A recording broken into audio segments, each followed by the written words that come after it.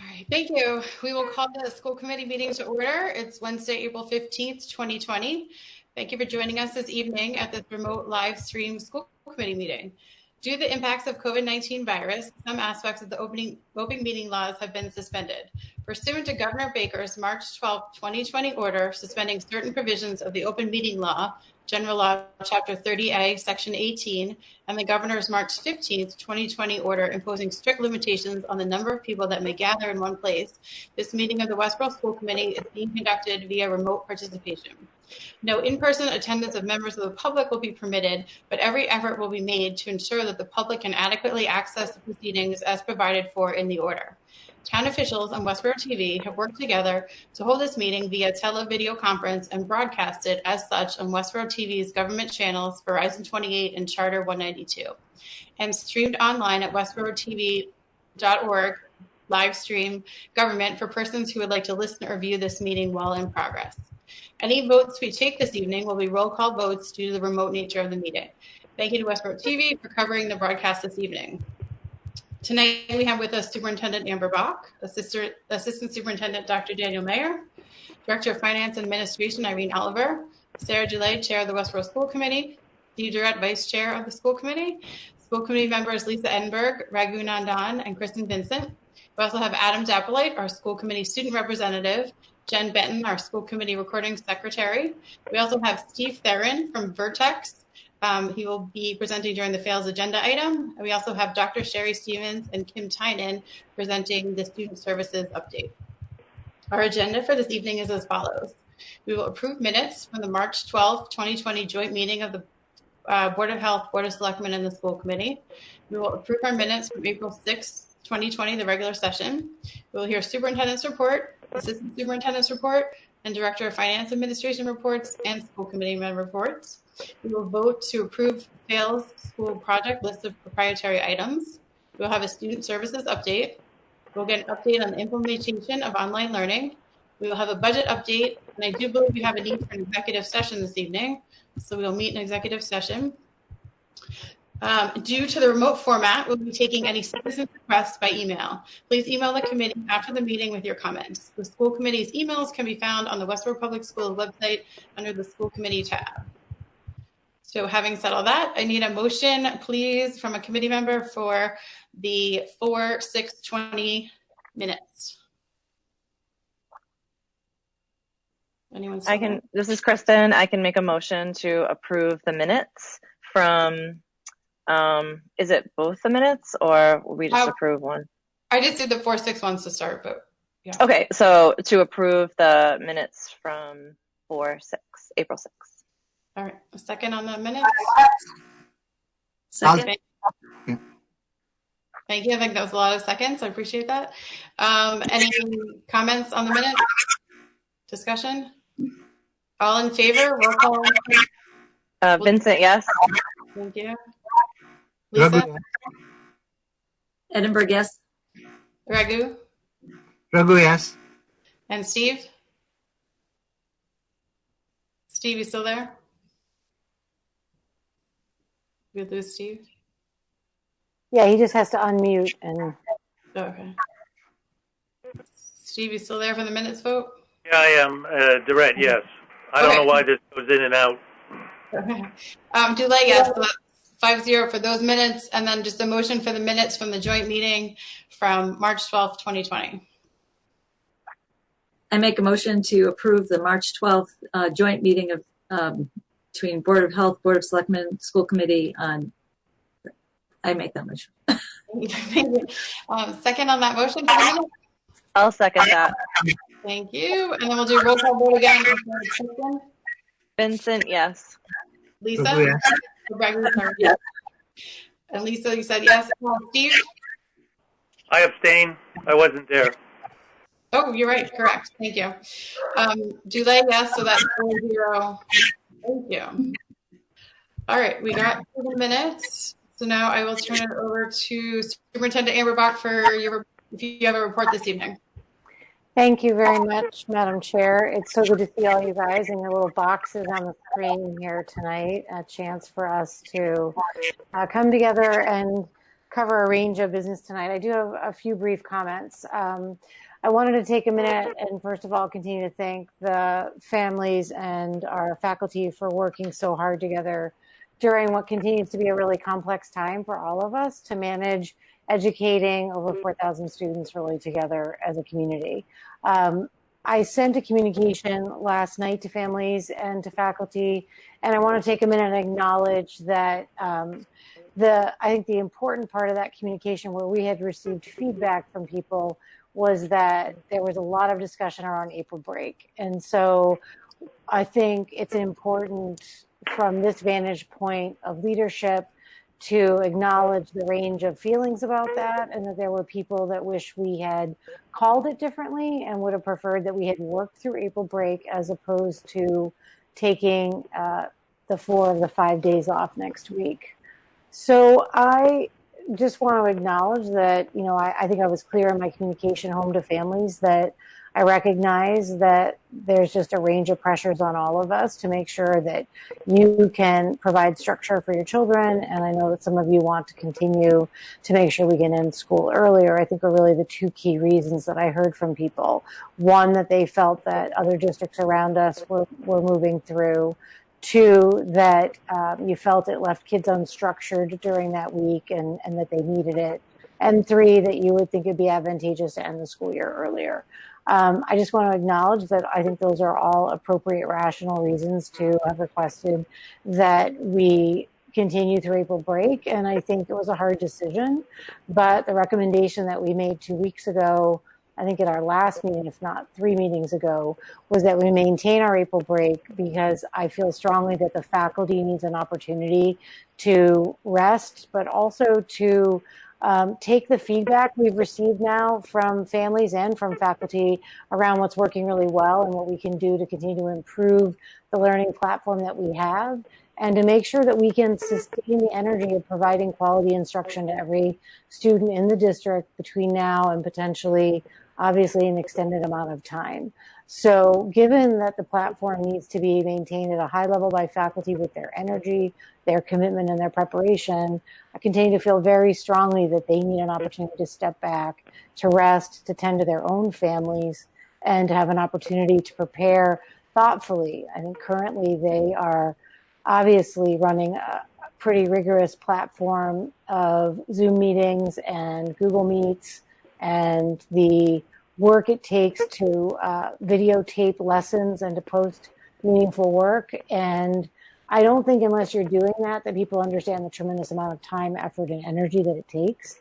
And so I remain hugely in favor of the importance of our faculty having an opportunity to use that week wisely for whatever they need it to be for them so that they can return and teach at a high level for your children when we return from break. So I think it's important to acknowledge people's feelings about it. And I want to thank you for the feedback. We'll continue to respond. But I just thought it was important that for my update tonight, I wanted to speak to that. And I've certainly interacted with members of the school committee about it during the week. So that would be my update for tonight.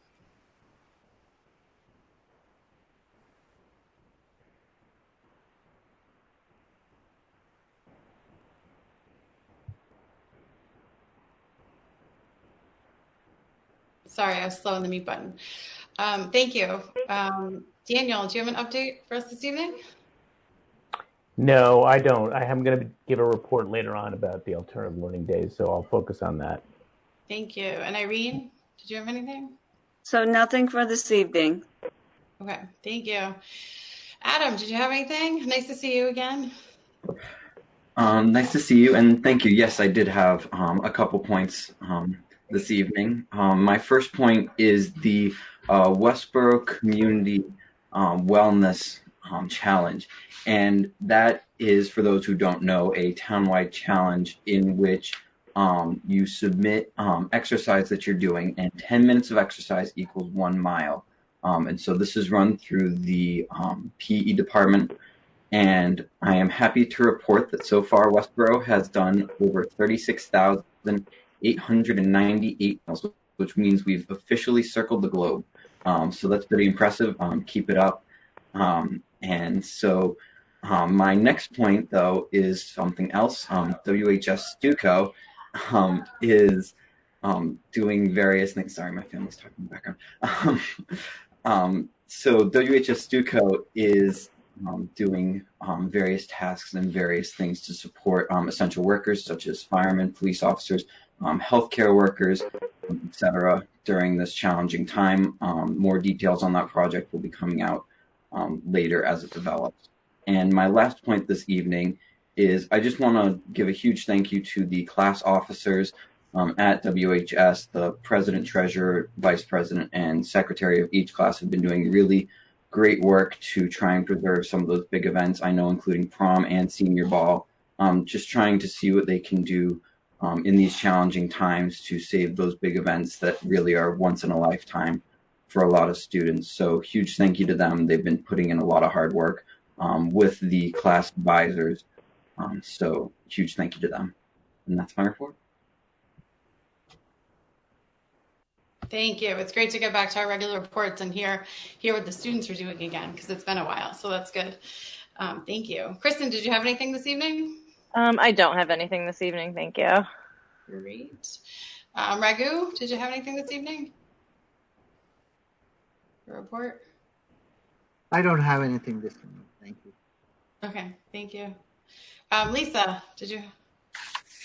I just wanted to acknowledge the teachers and leadership team, administration for this period of time where it's been pretty darn challenging and feeling like they, should constantly be recognized, even though we're going to have the update.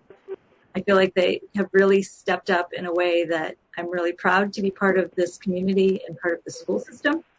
I also want to mention how grateful I am for the feedback I've received from parents and teachers through this challenging time. I like talking to people, and I really like hearing the feedback, and it gives me perspective, and I appreciate that. And I just wanted to acknowledge that, I welcome it. It's really an important part of what we do here. And, I also really appreciate those who have reached out simply in support of what we are doing. So just want to acknowledge that as well. And that is all. Great, thank you. Steve, if you don't mind, I'll jump ahead real quick and then I'll turn it over to you, and you and Steve Theron can start the fails article. I just had a couple quick things first. Does that work for you, Steve? Okay. Yeah, that's fine. Okay, so I just want to report on a couple town things from watching the Board of Selectmen meeting last night. There was talk about moving the town election, which was pretty much a non-contested election anyway, but we still obviously are going to hold the election. And there was talk of doing that late June. I believe one of the dates was June 13th, which is a Saturday, a little bit different, but it would be 4 hours on a Saturday morning. Hopefully they could get it in. And there, you could definitely do mail-in ballots and absentee ballots too. So they were going to highly promote and encourage, and we can help them as well, doing mail-in ballots. So they felt that was a good option. And then the second to that was town meeting, which is tentatively scheduled for the end of April. And our moderator is highly on top of this, and he is going to postpone it again another month. And then with the thinking that it'd be postponed again another month, he could do it 30 days out. And so he was going to postpone it, and a new tentative date would be at the end of June. I think it was June 20th. So just quick updates on those dates, just to maybe pencil them in the calendar. We'll see what happens. So that was that. So Steve, I will turn it over to you and Amber and Steve Theron for the fails update. Okay, obviously I'm blind here, but I did see the information that was provided to the committee in regards to the proprietary bid information, and I'll let Steve describe what this actually is and why, and if there's any comment to be made or questions, either he or I can answer them after he responds. Go ahead, Steve. Okay, this request from the school committee is a procurement requirement and is needed anytime you have proprietary items specified on public construction projects. And if you're not familiar, a proprietary item is an item that is specified, as you can see on the list that's up on the screen. For example, specific door hardware. It's an easy example. People are familiar with that with the Schlag manufacturer, and that's a great example because a district can specify that product specifically because in terms of maintenance, it makes town or district-wide security simplest. They can maintain that one manufacturer for all lock systems across the whole district. So that's a good example of why a proprietary item can be listed in the specification. Otherwise, the specification has to allow at least 3 different manufacturers to meet the specification that's listed in a project, so that allows that many bidding opportunities for the various projects. So as we go on this list that was provided by the Operation and Maintenance Facilities group within the school district, they're all of that same kind of thing that are convenience for maintenance or for security or for continuity of products, as we can see if we scroll down to the IT products. So there's plumbing fixtures that are across the district, light fixtures, the same thing. As you can see, a handful of technology items that are listed as proposed to be listed as proprietary, all for compatibility issues within the district. So that is the purpose of this. What we do is take this vote, and we do submit this vote to the MSBA as part of administering the project, and that's what this requirement is for. So we just need a vote consistent with our acceptance of this list of proprietary items for the FAILS project.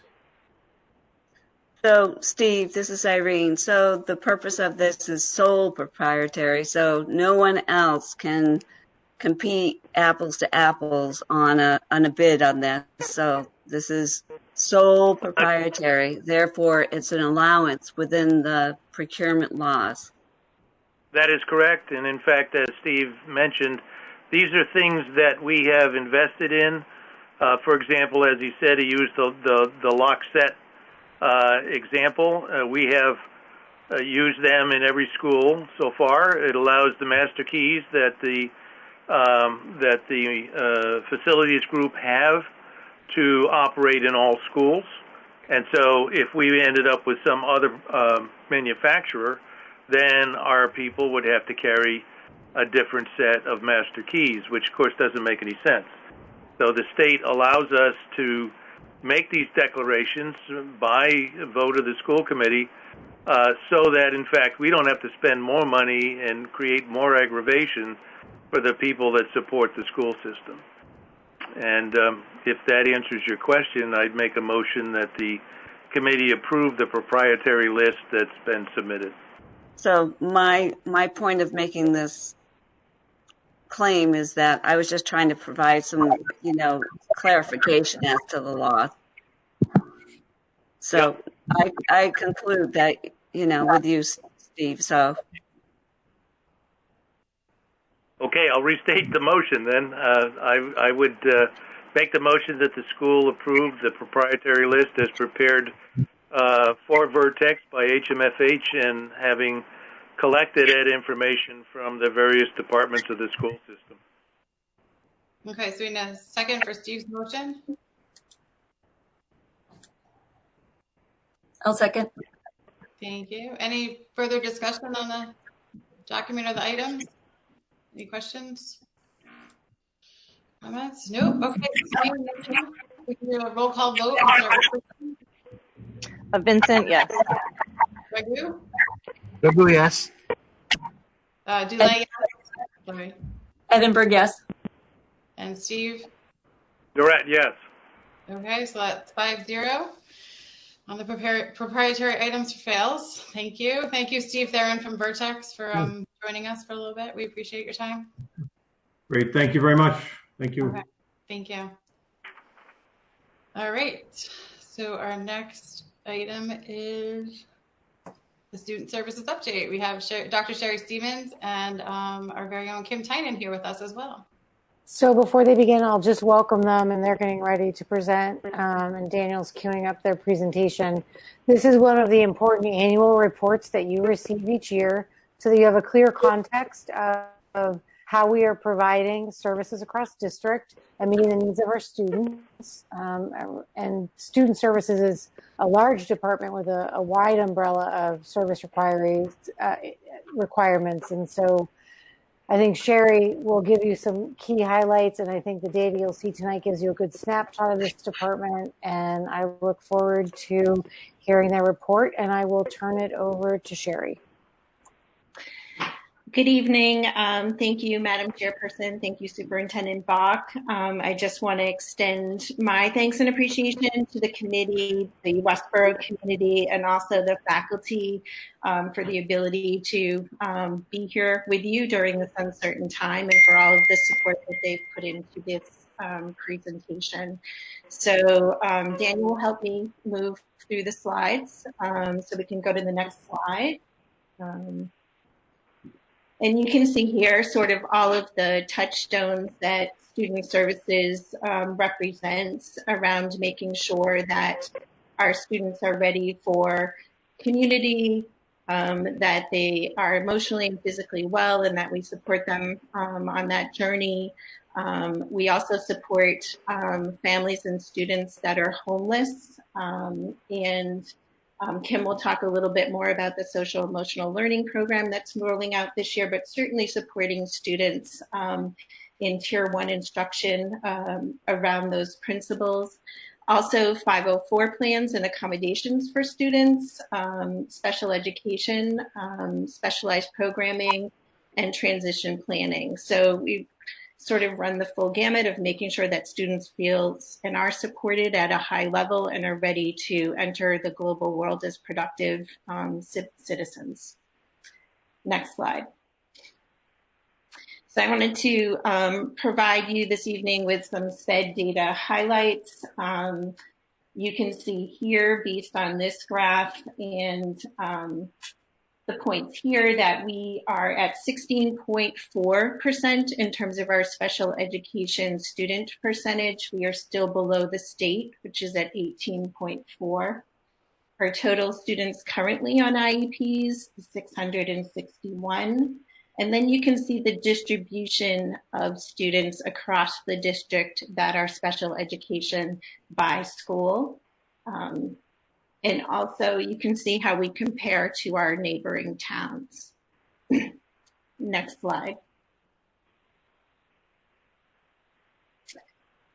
I've also provided to you sort of the disability categories in terms of the representation of disabilities for our students across the district, which remains pretty consistent with the last 2 years. So you can see specific learning is at 23.4, which is one of our higher numbers. I'll talk about that a little bit more when we get into our literacy discussion a little bit later. We've had a slight uptick in autism in terms of disability categories from last year to this year. And I think sometimes it's attributed to sort of our changing and growing demographics as well, with a number of new students coming to the district. Next slide. So here we have our out-of-district analysis. And you can see here, currently our total out-of-district placements are at 37. It's a 7% reduction in out-of-district placements this year. Private day placements, sort of the breakdown of how students are placed out of district, is 25 students. This is a 16% reduction in placements over the past 5 years. Projecting that out of these out-of-district placements, 4 students will return back to the district, which is always our goal, to reintegrate them back into our public school community next year in the 2021 school year. Residential placements, we currently only have 3 students that attend residential placements, and that's a 73% reduction in placements over the past 5 years. And our last residential placement was 2016, so we have students that are aging out when they turn 22.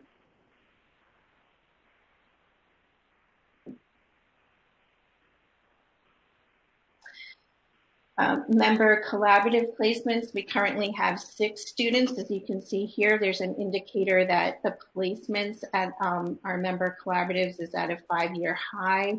We're able to access our own collaborative more due to therapeutic assessment and placement options, and that's sometimes where we see the challenges. While we have strong programs, sometimes students who are hospitalized for long periods of time for emotional or mental health issues require more stabilization than we can provide with the transition back to public school. And our member collaborative has done a nice job to provide placement for them. In non-member collaborative placements, we only have 2 students, so this is at a 10-year low for us right now. And as I mentioned before, really our outplacements continue to trend towards students requiring like more therapeutic educational supports. Next slide. In terms of our data and trends for out of district as well, private day and residential tuition, our cost is at a 5-year low.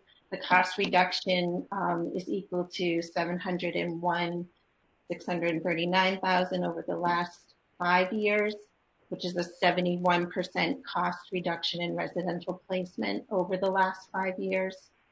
And member collaborative tuitions, again, this is a little higher. Some of that is due to tuition going up and also us being required to place more students there. Next slide. I'm going to turn the presentation over to Kim Tynan, our Clinical and Social-Emotional Learning Coordinator, who will continue to provide you her report around our implementation of social-emotional learning this year.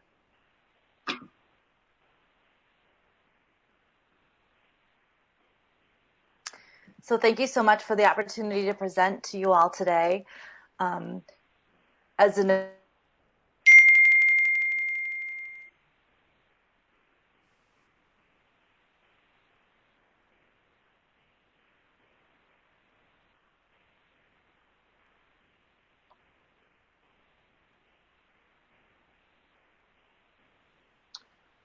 So it looks like we lost Kim there for a minute, and so she might come back in. It looks like her Wi-Fi is breaking up a little bit. It looks like Sherry's contacting her. She might need to exit and come back in. And if she does, then maybe you could take us through another part of the report until she returns, Sherry, to make sure we, get an opportunity to hear from her. Okay. I know that Kristen had to kind of come out and rejoin, and that worked effectively for her. So you might want to work on that with Kim. Okay, so I've just texted Kim. Hopefully she'll get that. If we want to move up a few slides, if we move to slide 11, Daniel. Okay.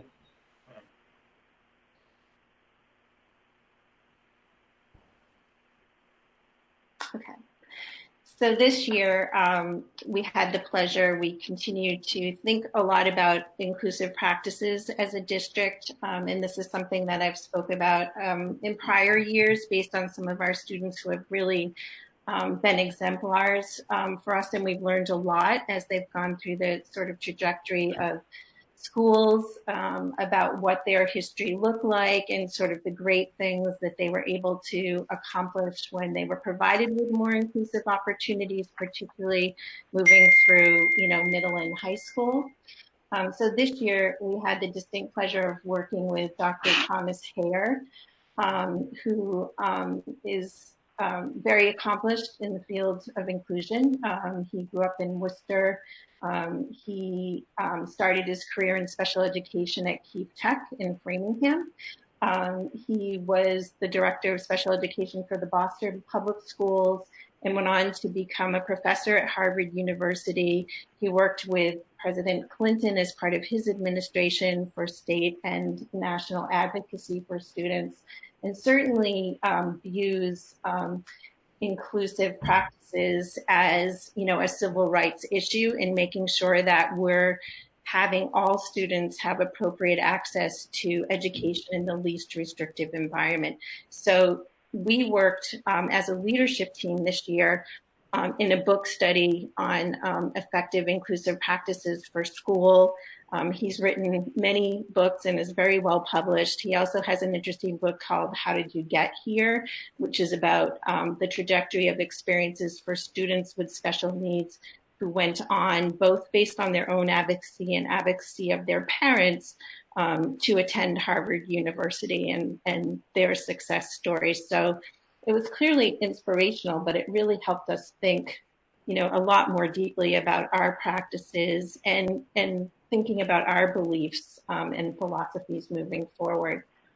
So next slide, Daniel, please. Some of the things that we thought more deeply about in terms of new learning was, something that Dr. Hare said to us when he visited the leadership team, and we spent a couple of hours with him reviewing what we had surfaced as new learning in the book. But he said, it's a very serious thing to label a child. And so that kind of resonated with us and made us think again about our practice. Some of the data that surfaced was that students do better when they're included, and the data supports that, and it's very powerful. And I believe in last year's presentation, I presented some of that, but we continue to look more deeply at that as well. And again, in terms of the research, this is really a civil rights issue. So excluding children, Dr. Hare says, robs them of their independence and influence, their collective feelings, and their sense of belonging. In a way, it can erode their thinking about, who they are as individuals in the world, and it really can support them also going underground, which can impact the whole community, because we really want all of our students to be successful and independent at a level where they're making contributions to the Westborough community and beyond. And we realized as a team, in order, for us to think about this, it takes a lot of growth mindset and really focusing on what students can do, a strength-based approach to the practice. And it assumes that there's a level of confidence and that we're holding all students to a high level, of expectation in order to foster their individual growth and independence. It also means that you take a strength-based approach to writing sort of IEPs, and it moves them into the classroom versus being pulled out. We are a very well-resourced district, and we've been in a co-taught world for a while now. So I think we've learned a lot about how to support the diversity of students within the general education classroom. It also taught us that minutes of service with adults does not necessarily equal success for students. It's really the power of the planning and instruction that matters. And it takes a all hands on deck approach to really plan for and support the diversity of instruction. Move to the next slide. So again, you can see that inclusive teaching really refers to practices that support meaningful and accessible learning for all students. So you can see, some of the clouds of thinking and learning here that support that. Next slide. It really does take an all hands on deck approach. It's really about cultivating and growing relationships, making sure that students feel supported in their own school communities, that we're extending technology in a way that supports the diversity of learning, and that we're continuing to foster independence and hold all students to high expectations.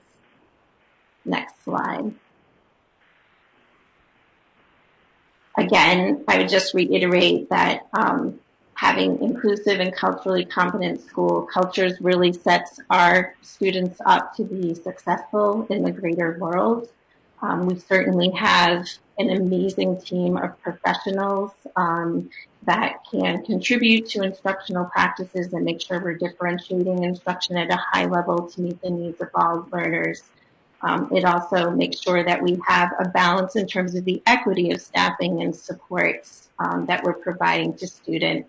And it still means that there's a wide array of programs for students and services. Next slide. Another key area of focus this year, and it really dovetailed nicely with our work on inclusion, was around literacy support. And when we think about sort of our specific learning disability, being one of our highest percentages, we began over a year and a half ago to really pare that down to build greater understanding about, our struggling readers and around who we are as a district in terms of literacy.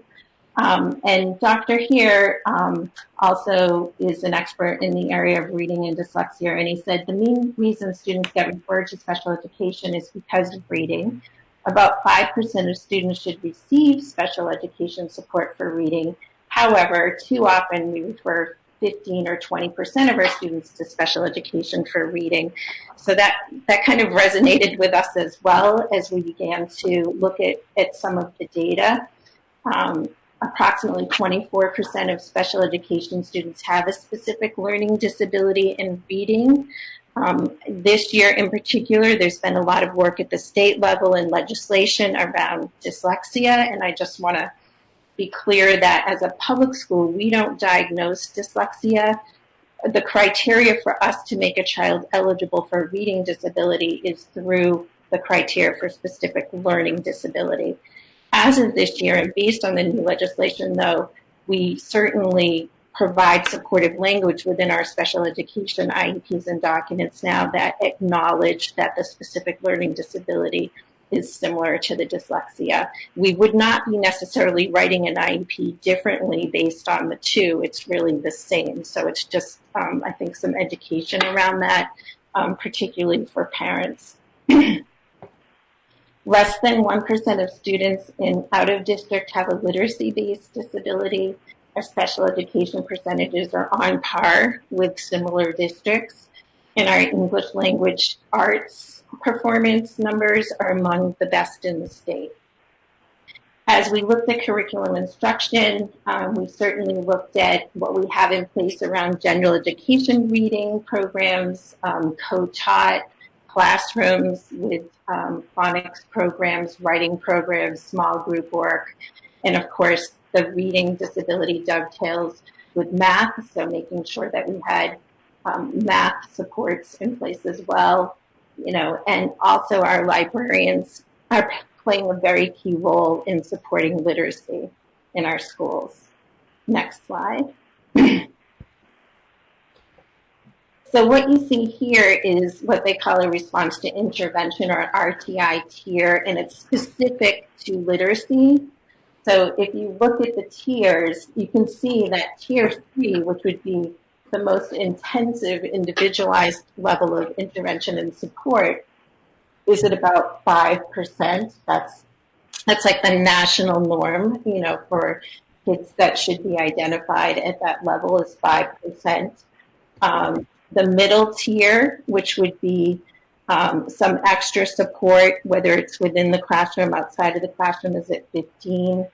And then the general education classroom would be, the tier 1 would be at about 80% in accordance with the national norms. So you can see that there's work to be done as we look at tier 3 and we think about our percentages there. It's about the collaboration to balance all of our tiers to provide the most robust support and instruction possible for our literacy support. Next slide.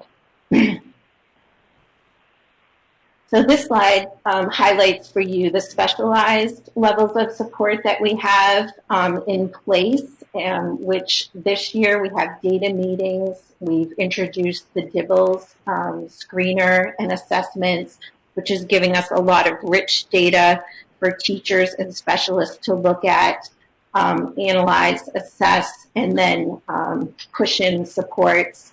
We're able to progress monitor. We have the targeted small group instruction. We have literacy specialists at each K-6 school.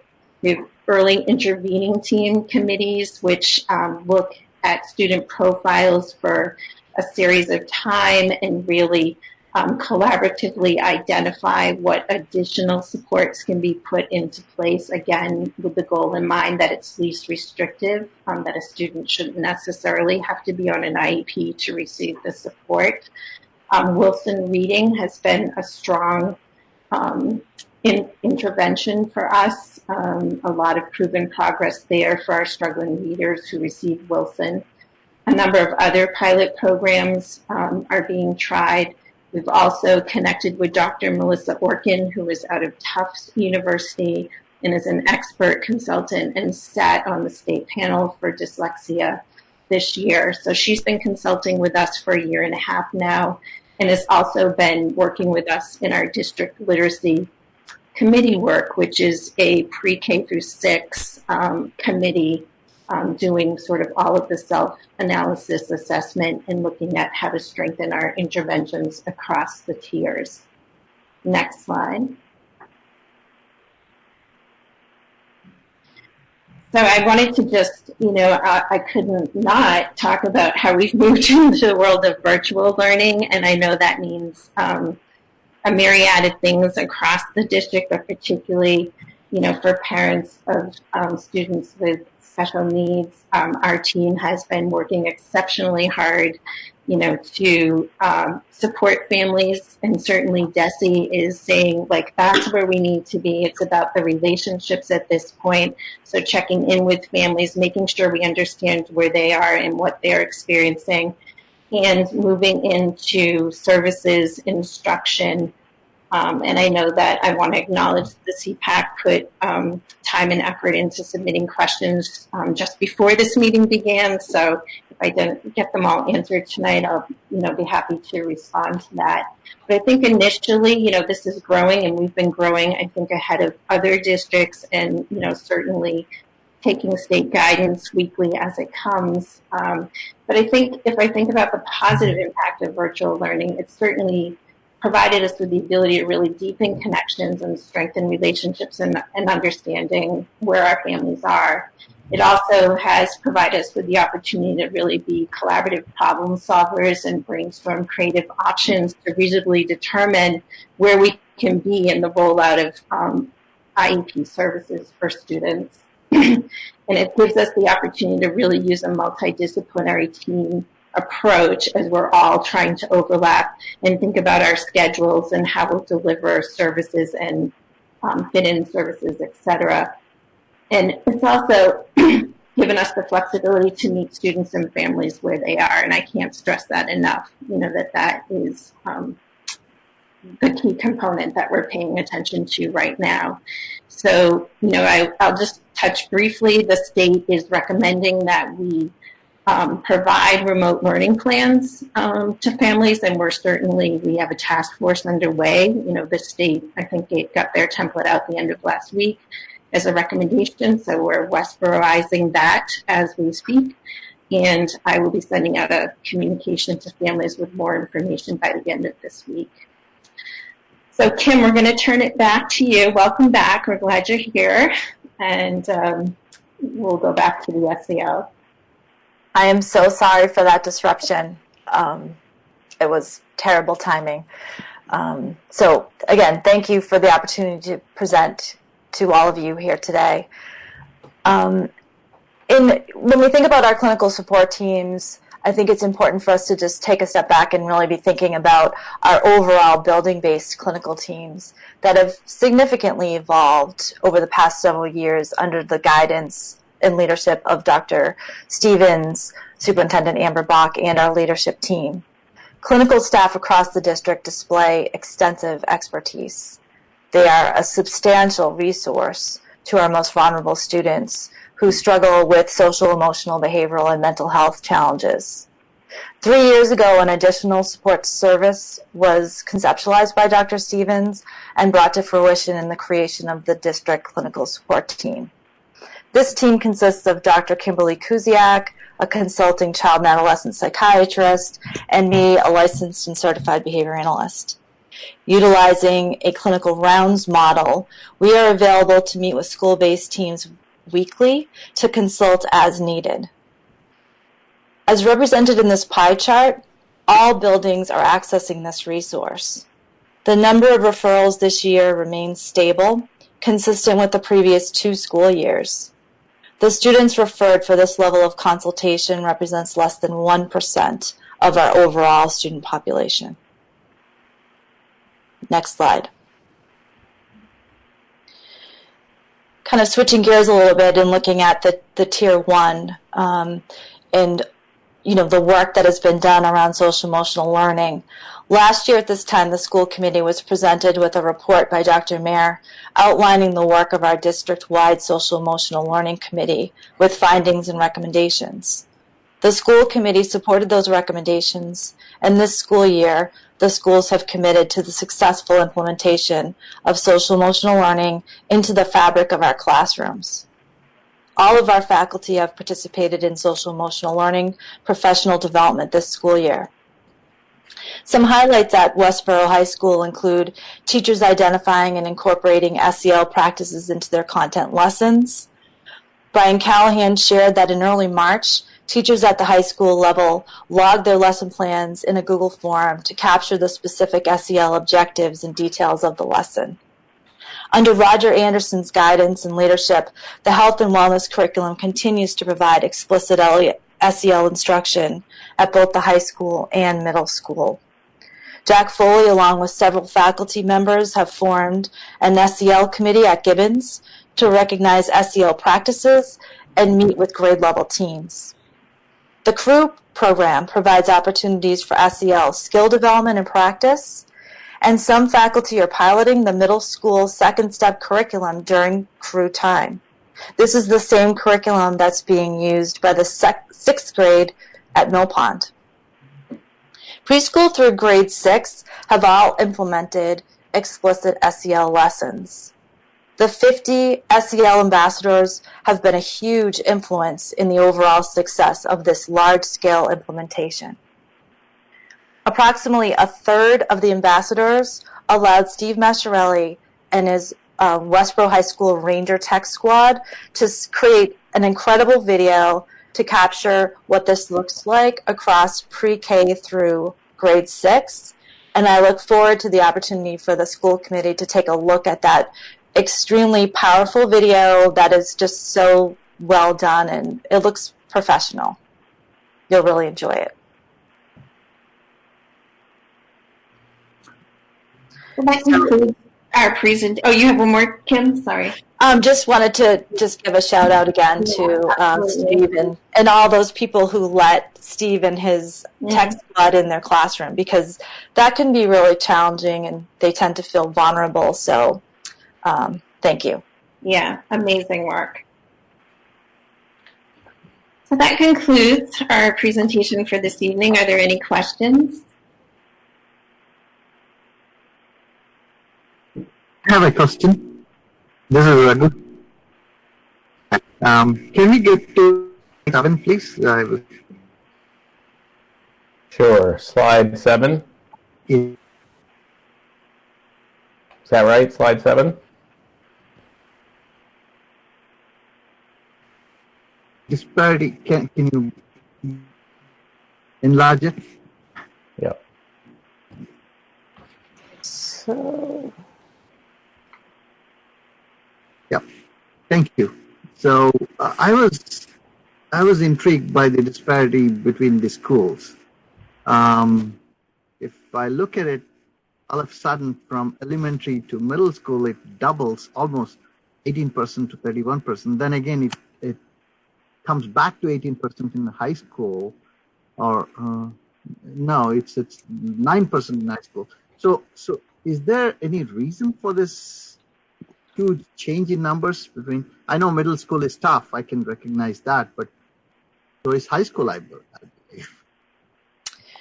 So the students in our schools that struggle with these mental health issues, it can vary greatly. And you are correct in thinking that middle school is a very challenging time for students. And so we start to see those numbers increase as we look at the Mill Pond, which is purple, which is that 18.2%, and then continuing to increase as we move into Gibbons, where the academic and social challenges are significantly increased at those times. As we move into high school, there are a lot of those numbers.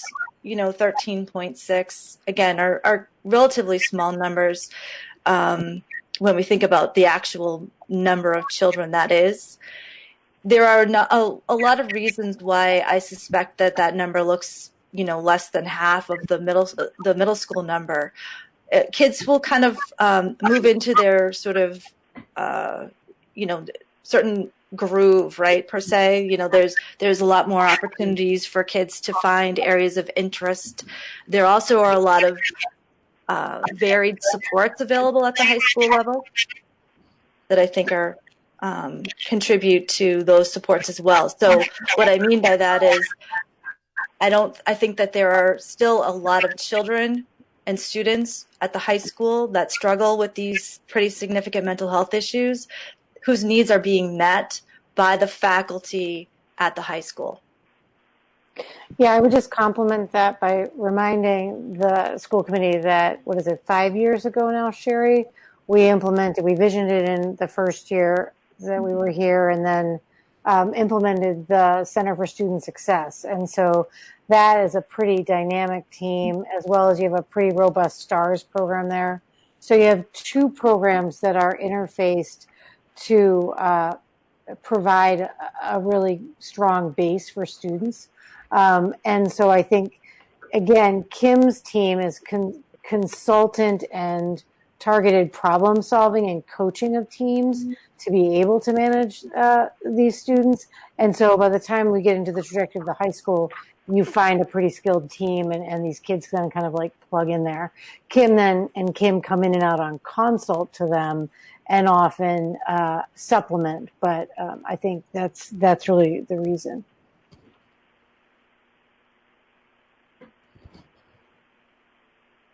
Raghu, you're muted. You might want to unmute, Raghu. Sorry about that. Thanks for that. As a follow-up, are we following students middle school through high school, the same students, or what happens if somebody in high school is all of a sudden needing help? That's a really good question. We don't track, Dr. Kuziak and I don't track students per se. What we do is at the beginning of the year, we will check in with teams and see how the students are doing at the onset of the school year. And then we leave it up to the team as to whether or not they will require our consultation as we move through the school year. To give you an idea of what that looks like, for this year, for example, approximately 50% of the students that we are currently consulting on are students that we've consulted on in the past. Thank you.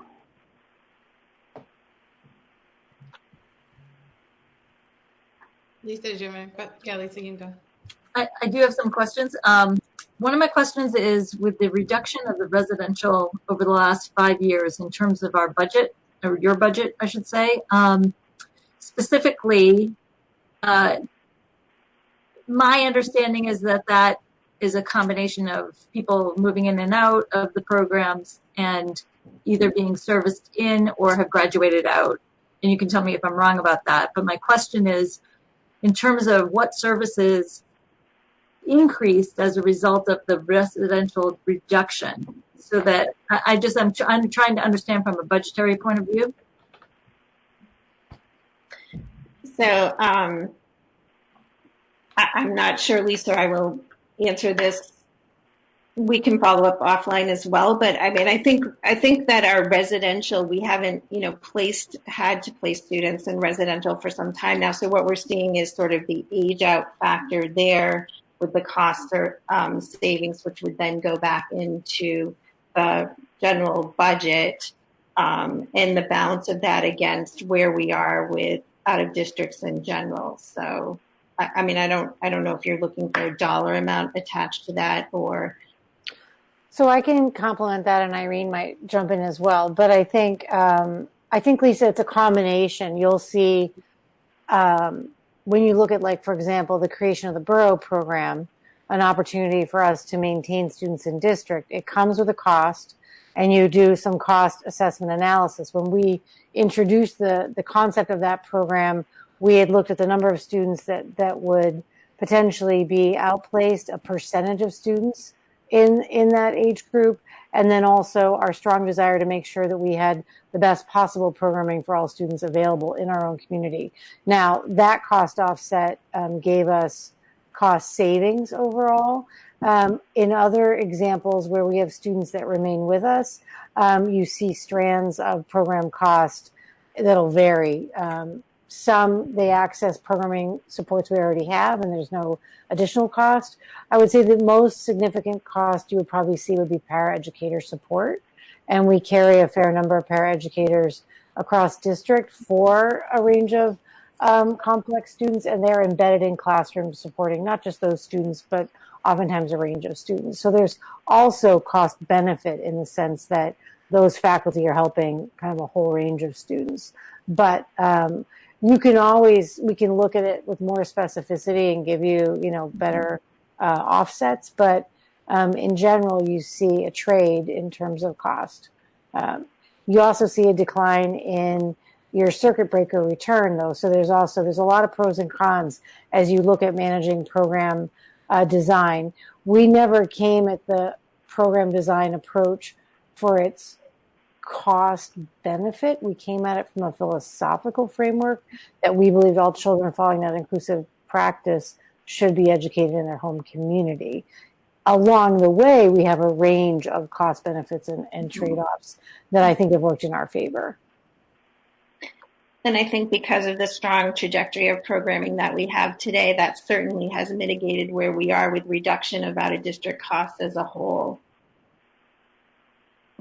No, that's good to hear, an explanation, because I think when people hear that there was this savings, they wonder where the savings goes to, and helpful.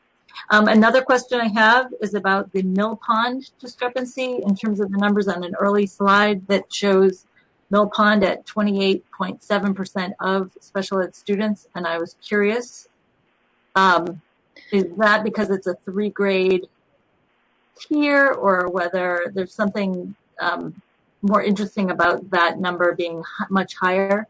Yeah, I don't think there's a lot that's more interesting. That's just simply the distribution. And because of the size factor, at Mill Pond, spanning the 3 grades, that certainly gets bumped up, but that's against, sort of the 100% proportion across the district. That's slide 3, Daniel.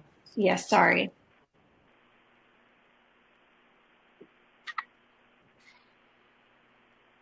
You also see a combination there. I mean, in that slide, those percentages do vary. Like, for example, it also has to do with the trajectory of how kids progress through systems. So, for example, when I got here, I know that the high school percentage of special education was like 9%. It was low. And we looked at the trajectory, the fact that we had a flow of a higher percentage of students that we anticipated would hit the high school, and we developed some programming in anticipation. So again, I think we've managed it. Some of them move through, but you can also see that when you get to Mill Pond, you hit the combination of those 3 elementary schools as the feeder. And if you have a particularly a high year where you might get a grade level that seems to have more need, it'll bump that number up. But I think it's more an anomaly than a trend. Mm-hmm. And I think that slide's important because it really gives a sense, there's a perception that we have more, or, which I know looking at the numbers every single year that we don't, but that's a helpful one. And another question I have is about, there was a parent reading presentation in the fall regarding literacy support. And I'm curious, and as you were going through the fact that 24% of our special support services goes towards literacy issues, I'm curious what has changed since that meeting, if anything, in terms of, at that point, suddenly many parents were suddenly aware of how to go about making sure that their kids are receiving the services either that they are seeing are needed, or just the communication connection and how they're receiving those supports. So I think what I presented to you tonight in terms of the literacy slides Daniel, I believe that's beginning on 16th, on up, but is the range that parents also were provided in terms of the specialized support, the work that the district's been doing for almost 2 years now to kind of analyze at a deeper level where we are in aligning our tiers of support, right from general education classroom on to tier 3 being our most intensive special education service. In doing that deeper work to determine where we, should land with instructional services. I think what I learned as a result of that interaction and that opportunity to be before parents, and there were actually 2 occasions, is that sometimes like communication is our greatest power. And when you're, feeling like you're needing to build understanding for your child about where they are with their literacy or content, like sometimes just that direct communication helps to break down the barriers in terms of, talking to the SPED liaison, talking to the SPED coordinator, getting back to the table, looking more deeply at the data. I think that was sort of my takeaway, and I've kind of done some case studies and following up with parents who did express concern, and certainly that's what they revealed to me, that the ability to just have build trust and feel like they could have very transparent conversations with staff really opened up many doors in terms of building either opportunity around better understanding for supports for literacy and where their child was, or discussing, why we're using this program and not that program, and, some of those other questions. I think Daniel might hop in here. I'm not sure, but I think also what we learned from those meetings, again, I think is leaning into the conversations and being clear about what we're working on improving. I think a continual improvement model is something that we feel good about. I think we were in the arc of that work when a lot was coming out at the state level, and I think we'd already engaged Melissa Orkin. We felt very good about that. But I think then it felt like when we were illustrating where we were, it almost felt like we were denying the need for this more intensive look. And I think we ended up meeting in the middle effectively to say, you're right, like there's more we need to do and more we want to do and things we want to grow in and improve in and layers of instructional additions that we want to make.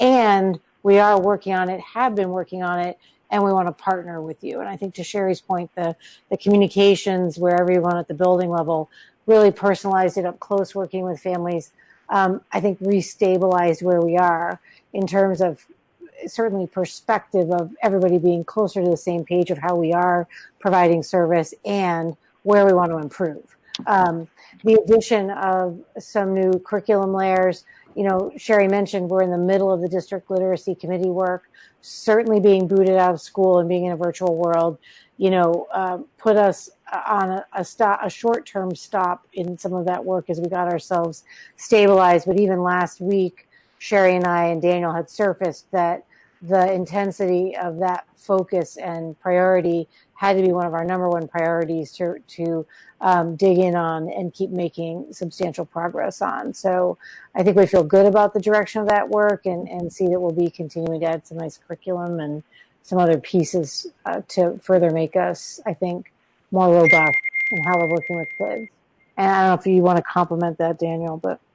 Well, I mean, what I want to add to it that I just think is interesting for context and useful for the school committee to know, and is that this conversation around dyslexia is a national conversation right now because of changes in national and also state legislation having to do with reading and basically. A very strong advocacy group on the part of children who have dyslexia saying, you should make sure that your school districts have these things in place. And so we very much appreciate the fact that we were in the thick of already making changes to our curriculum based on national and state movements and changes in terms of legislation about that basically said school systems should do more early screening, and it basically jives with what's coming out of social science research and education. And so, we welcome the conversation and the fact that the community is very interested too. And I think we're sort of we had a very strong program to begin with, but there were some things that we can, that we had already recognized that we needed to put in place, like the Dibble screener that's shown on this slide here, and bringing in outside consultants to help us do a better job with providing kindergarten and first and second grade phonics instruction to make sure that we have early, identification and remediation programs in place.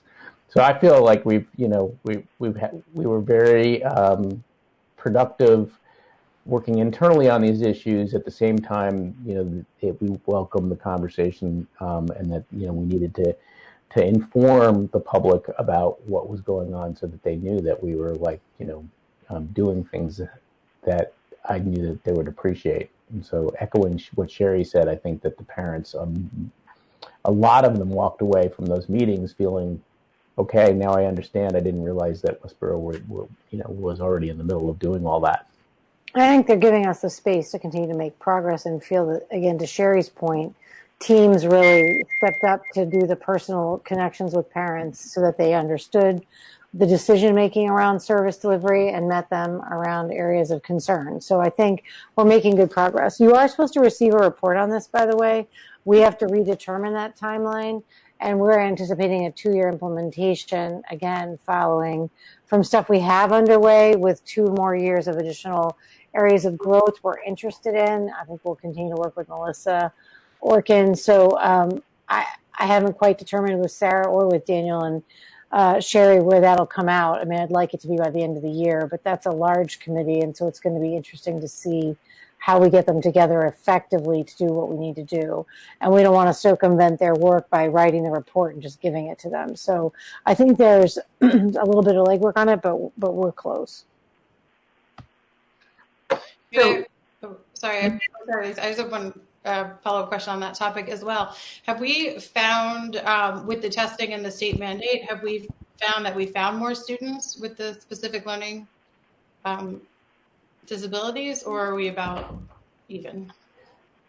I would say it's not finding disabilities per se, but finding kids who present like stronger readers than they are. And so what the screeners allow you to do is see, there's something called nonsense word screener. So they give kids like basically nonsense words to decode and speak. And so kids who have a strong ability to memorize words will not be able to phonetically sound them out necessarily, but have memorized what words look like. And so when you give them nonsense words, then you realize that their phonetic abilities are really low, and they're compensating for it with their strong memory skills. And to identify those kids earlier is a tremendous advantage for those children, because without those screeners in place, we would have some kids that fit the profile I was just describing get up into grade 4, where all of a sudden they were reading more multisyllabic words, and they didn't have them memorized, and then we would realize there was a decoding problem. So it's not that those kids have been referred to special education per se, but that we have been able to fill in. And it's early to tell. I mean, this is the first year using the Dibble screener, but I think that what we should see is actually a decrease in referrals. That's what I'm anticipating. Yeah, and I think the screener's purpose, to complement that, is to provide it's a more granular look at the range of so you get an earlier intervention. So it comes down right at a skill level, and it'll identify strands of weakness on that phonological piece that he's talking about. And it basically, it lets you get in there earlier. And so that phonological window, when it's really fresh, when you're looking at pre-K through about second grade, you get a very strong opportunity for intervention that's related to very targeted areas of phonological work. And I think that's where the complement of systematic phonological curriculum, again, works together with that. So I think we're in a good place. And I look forward to kind of where it takes us after we get a little bit more of the recommendations written. I also wanted to follow up with the communication. Thank you for that answer, because I think that's one of the most interesting pieces is, how are we doing things differently, and where are we now and where are we headed? But back to what Sherry and Daniel were saying about communication. In terms of the online learning, I'm curious about the degree of communication to our parents where IEPs are, obviously being serviced in a different way because it's online learning versus in person. I'm curious how much communication we're having with parents to reach, to be able to reach out and connect those kids who need certain things with what is possible today. So, the communication has been ongoing now since school closure, certainly with the reach out to parents by the special education liaison teachers, special education coordinators, again, like keeping the family at the forefront in terms of understanding where they are, what the relationship looks like for us to service and provide support to the students. So that's been underway for the last few weeks. I think we'll move into the process whereas we will be providing families with remote learning plans for learners, and those don't take the place of the IEP. It's a general document that will help inform families about what reasonably can be covered for IEP supports and services moving forward. So there's a task force underway. We're looking at the form that the DESE provided. We want to make it our own. And, I think that we'll be able to provide, that level of documentation, sort of looking out there and projecting across school closure, how we will best, address IEPs based on where the family is, based on what we can reasonably provide, and based on the individualized, student profile, for learning in terms of what's in the IEP. So that's something that's forthcoming now.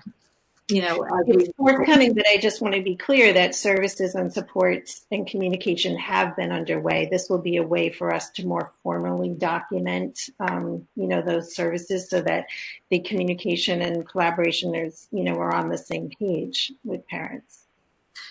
I think there are some concerns about things like, the ability to access the education in terms of grading and being able to be promoted and things of that sort, teleservices coming from, our families. So I just wanted to sort of put it out there that, these pieces of transitioning to online learning are, at the forefront of their minds, and that I hope that we're able to address it as best as we can and can, move as quickly as possible, since it's just a challenging situation all around, for the whole system. And I appreciate the work that you've been doing. It's unbelievable how much work has been done to get where we are right now. But I wanted to sort of put it out there that communications and,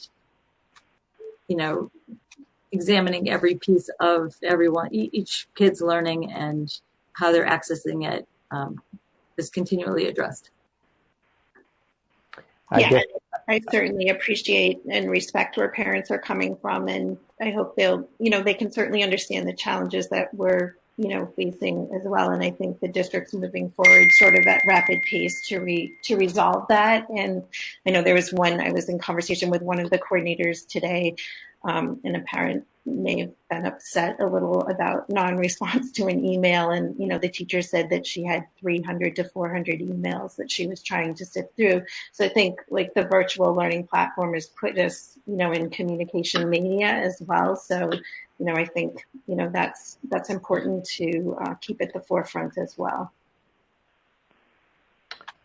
Yeah, one of the things I want to add is, there has been a lot of work internally to come up with systems to help The parents we hear, many of the special needs parents, the children, it's often they have multiple providers in the system, and we hear that they're saying they're overwhelmed with the number of emails they're getting because different providers are checking in, and so we came up with a system of every child that needs to have a point person, and then all providers speak with the point person documents all communication with those that's happening with the parents.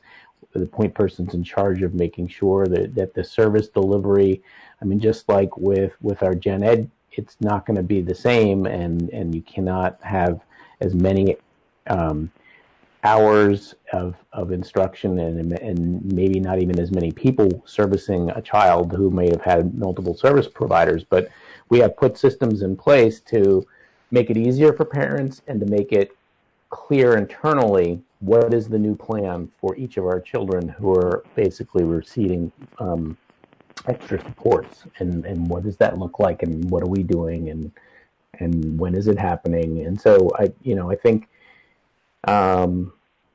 there's bound to be parents that are still frustrated by it because it's hard, and I'm sure we're not doing it perfectly yet, but we definitely have addressed and are addressing that issue. I really appreciate you explaining that, because I think it's hard to imagine how many emails and communications our staff and administration are receiving, and not necessarily a bad thing that people are communicating and reaching out at all, but to recognize how challenging it must be for our classroom teacher to receive hundreds of emails in a day, and every segment on up and through the coordinators and the directors. And I think it helps to hear what you're seeing on your side. Mm-hmm. So thank you. Anything else, Kristen or Steve? You didn't get to weigh in at all if you wanted to. If you had anything. Yeah, I just wanted to commend Sherry and Kim for their leadership all year, but also especially in the last month or so, because as Lisa has alluded to, and Daniel and Amber, moving all the services for our students to a virtual online model is not our best practices, but it does seem like the leadership and faculty are making it the best it can be. We know educators are all about working with people, young children, adolescents, teenagers, even adult colleagues, their colleagues and families and parents. And it's so difficult to do that work on a screen or a phone call. But I think the work that both of you have done under your leadership, especially with social and emotional learning and looking to bring lots of services into our schools, that foundation has been laid so we can continue that important work across screens and across phone calls. Those interpersonal connections that were developed are just continuing to be strong. And I believe that that's what's most important in challenging times. So I'm very proud of the work that Westborough has done.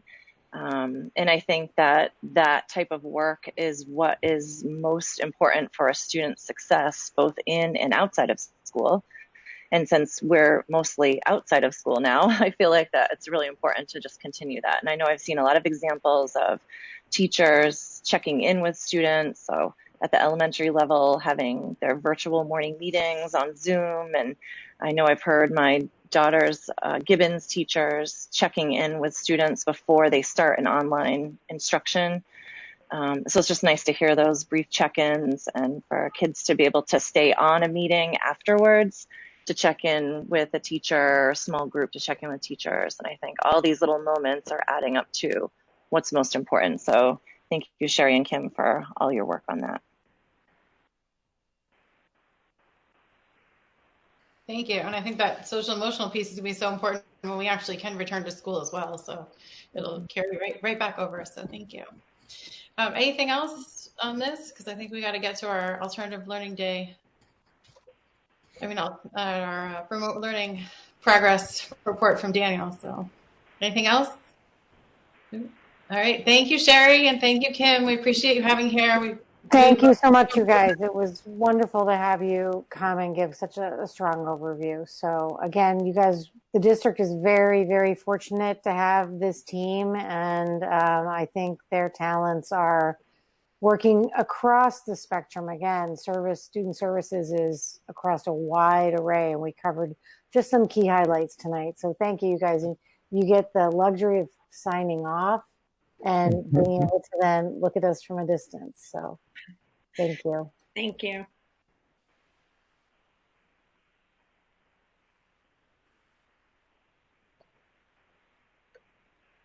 All right. So, Madam Chair, the next update moves into Daniel and I working together to provide an overview for the district of how we're progressing on managing kind of this new life that we've been thrust into.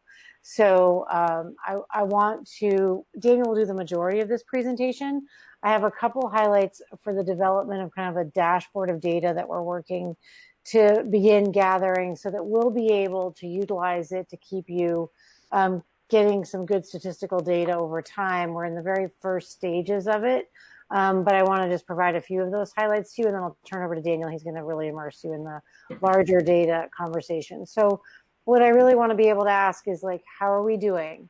How are all of our 3,992 students who are in district with us doing? And how are we doing in reaching out to them, connecting with them, and meeting their needs?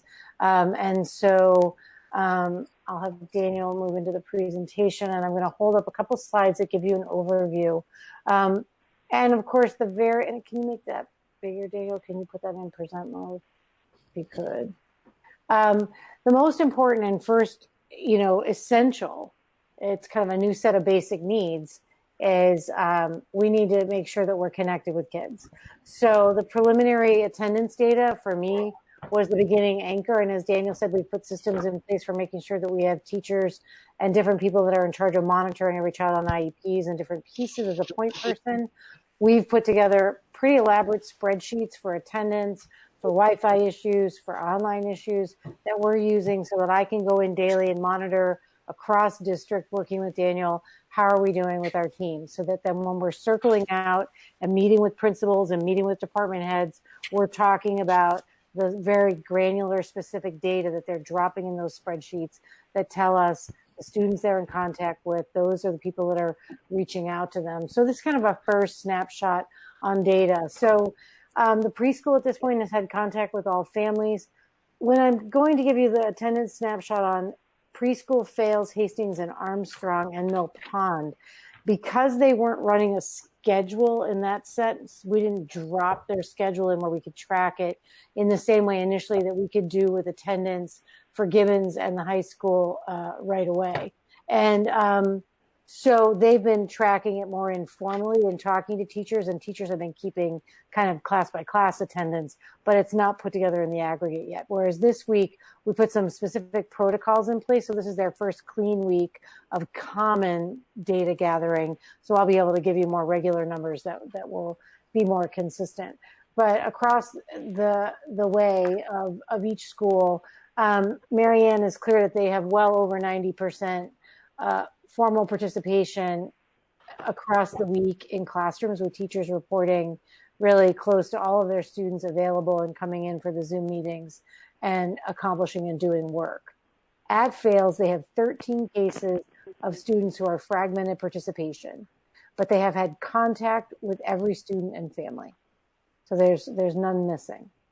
At Hastings, they've had 85% participation in the online learning work, and they have 21 cases of students with fragmented participation, but they have had contact with every single family. Similarly, at Armstrong, they estimate 86% attendance by class as the teachers are reporting it, and they have 28 cases of fragmented participation, but again, have had contact with every family.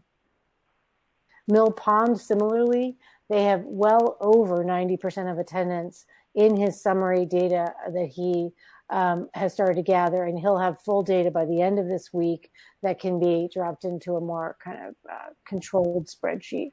And they have 20 cases that are being worked on currently. But when he texted me right before the start of the meeting, he said they have had contact with every family. It's more making sure that they're putting systems in for tracking. Again, this is the same for all of them. Strong participation, understanding what their needs are. Why is it fragmented and not meeting kind of the goal expectation of attending and participating and completing work? At Gibbons, you get a snapshot of attendance. On 4/13, they had 60 students who missed 1 of 3 classes. So otherwise, they had students available in all classes being presented. On 4/14, they had 55 students that missed 1 of their 3 classes. And they have 10 cases that they're working on.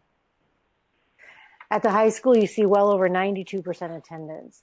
Very similarly, in a much kind of like larger scale model, you see on 4/13, they had 151 kids who missed 1 of their classes and 105 kids who missed 1 class the next day. And they have 21 cases that they're tracking in terms of needing supports of different types and understanding of where they are with their delivery of attending, participating, and completing work. Dan, you want to hop to the next slide? So when we look at that, you know, in terms of a package of what it tells us, we have 113 students in district who have fragmented participation. Yet we have 0 that have had no contact. That is amazing. You can't begin to work with students if you don't have contact. And to be at this place in the district where we have spoken to either the student or the parent of every child in Westborough, and we're working on getting this 113 students into a structured support so that they can participate is really impressive. Of that 113, we're watching 37 families because we're tracking whether or not it's a Wi-Fi issue. So those 37 are embedded in the 113 and up close have a lot of complexities. One piece of which is a look at whether or not they have productive Wi-Fi. And of those 37 cases, and Daniel, you made it small again, and now I can't see. I made it small because somebody needs to mute their phone. I had to go off to see, like now the background noise seems to be gone, but okay, sorry. Whoever doesn't have, I think if anybody has background noise, just please put it on mute because then what happens is the audio gets disturbed. Okay. Thank you, sorry. So looking at the Wi-Fi, you see that we've deployed 6 hotspots successfully, which took care of about 9 kids.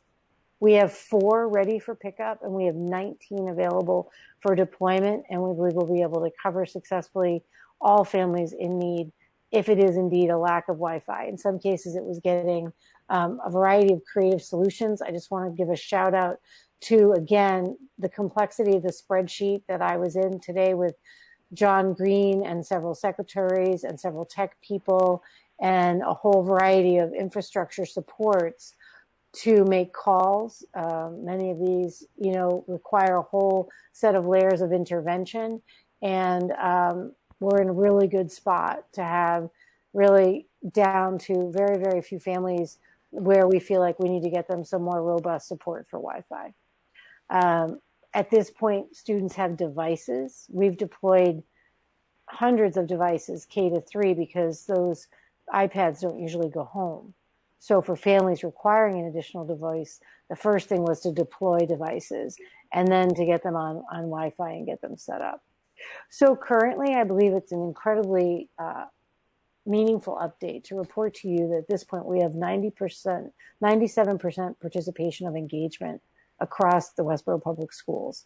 So for our 9,992 students that are 3,992 students, who they're with us, you know, they're engaged, they're working.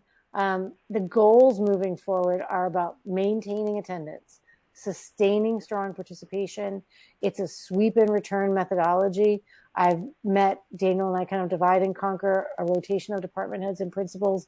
That's our regular routine all the time. So we're utilizing all the same meeting frameworks to get on those meetings and be clear about maintaining rigorous connection not just checking the box and checking once, but they're already on their second and third and fourth sweep and return with families. We have a whole variety of kids on daily check-ins with a range of counselors or teachers or people on point to make sure that we can help them maintain the kind of robust participation that we're looking for, because this constitutes the only public school education that's being provided right now. So I just want to say that I think it's an incredibly positive benchmark data for us at this point, and we will provide it and track it so that we can see how we do. If you hop to the next slide, two of the other things that I want to be able to present to you are other support issues which we're tracking. One of the other things I said would be tracking would be our online issues of misconduct online in the online framework. To date, across district with all those students, we have 13 online issues of misconduct. So, oh, there I go. I just lost my light. Sorry. The 13 issues of misconduct, the majority of those cases occurred in the first week, like literally within the first 4 days where we were getting online. We've only had 3 since that first week, and it was really after they figured out how to set their privacy settings and to set up the structure of admitting students in, and they've gotten more adept themselves at the range of ways they want to run meetings. And at this point, I think we've added one other issue. The application of the school handbook guidelines is applied for discipline or for follow-up. Of the 13 cases, 6 are unsolved or unknown. Those are people that came into a meeting in those first couple of days where somebody either gave a password or something and somebody came in that was uninvited. And so we don't have a way to get closure on those, but that set of incidents has dissipated down once we changed our privacy settings and set some parameters. I feel very, very good about that as well.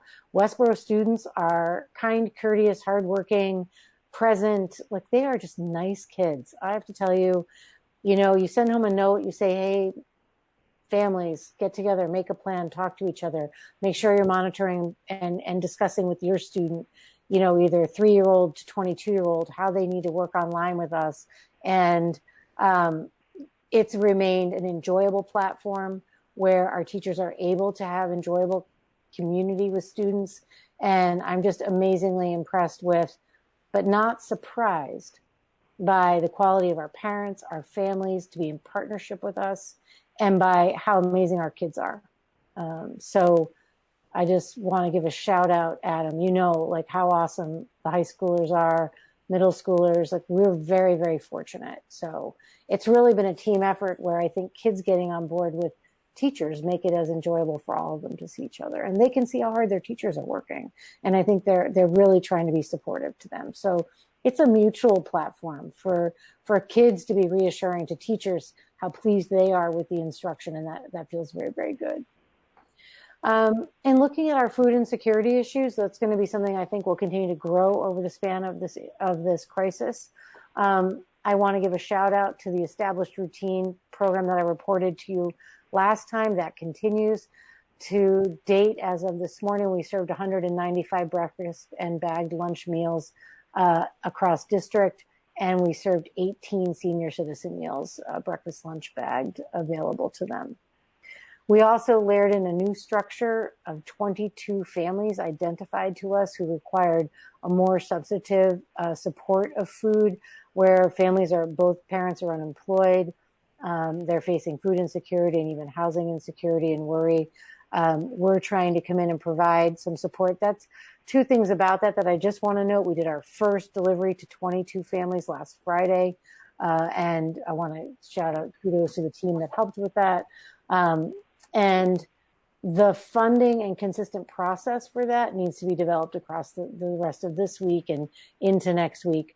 I am anticipating that with the same kind of core team that helped us get a preliminary start on that, we'll end up stabilizing that somewhere between 20 to 30 families that are our families in Westborough that are going to require some food security from us during this time. And so I anticipate we might do a reach out to Westborough families to say we need help. Currently, I want to give a shout out to the food pantry. While they are doing the majority of their work online by sending food cards to people, cash cards to be used at Stop and Shop and the different places.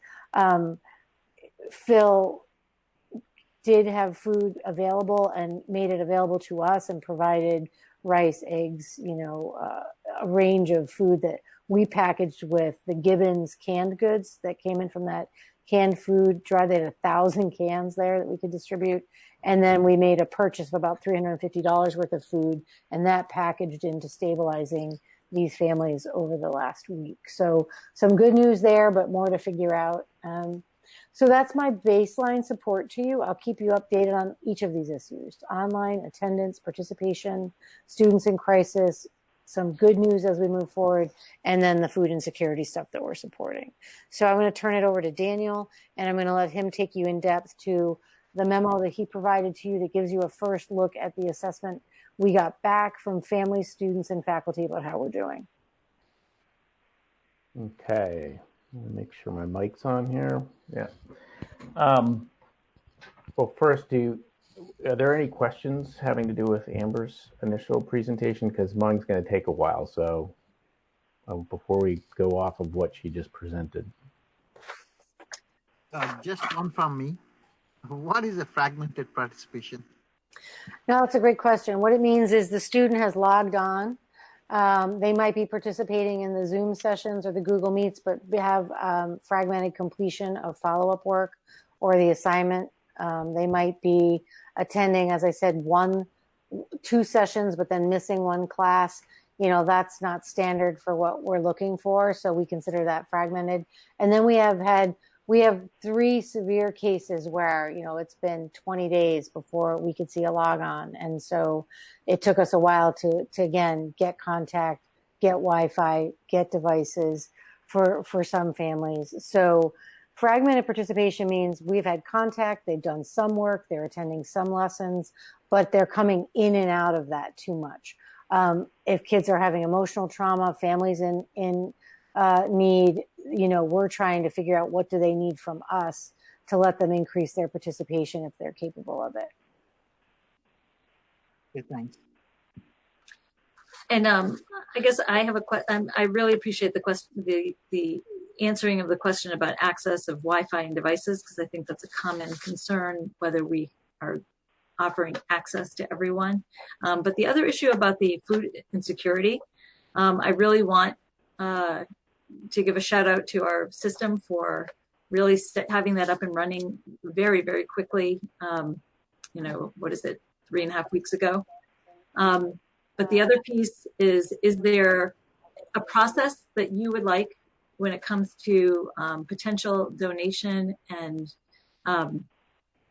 so that the program for the 22 families can continue seamlessly so that we are providing, as soon as next week? No, that's a great question. I appreciate you asking it. I know that at Gibbons, Lynn Sullivan had set up a GoFundMe campaign, and she had donations that were coming in through that, where she can then access cash that's available for the purchase of gift cards and actual food. So she had done some distribution of gift cards, and so she's looking to now start to partner with us where we can buy in bulk and make delivery to families. So if somebody would like to contribute, I think Lynn Sullivan's GoFundMe campaign is probably and I didn't even think about it until we really started looking at it later in the day today, and I don't have that address. I might be able to get it. I might be able to get the name of that fund before the end of this meeting, and we can share it out. But that is an access where if people contribute to that, it will help us to then shift that directly to Westborough families in need. That's helpful. I just think people are looking for ways to help, and that would be an extraordinary one. Really helpful. I agree with that, and that was a question I was also going to ask. And I do know that the food pantry has received an amazing outpouring of support from the Westborough community in terms of cash donations and grocery store gift cards, which is what they are currently accepting right now. And so I do know that lots of families in Westborough would be willing to also contribute to the public schools, the way that we're serving students and even senior citizens. So, if we can set something up where families could contribute if they can, I know that we would get a ton of support. Yeah, thank you. And we are working in collaboration, as I said, with the food pantry. They're just phenomenal. And I think they've been concerned that in some cases, not being able to actually move product, and he had product available to work with us. I met him there at 7:30 in the morning, had it all boxed up and ready to go. So he had chicken and he had the meat products that we could match with everything else and provide, then we purchased the eggs and milk and other things, and we're able to put together some stable food for families. So thank you.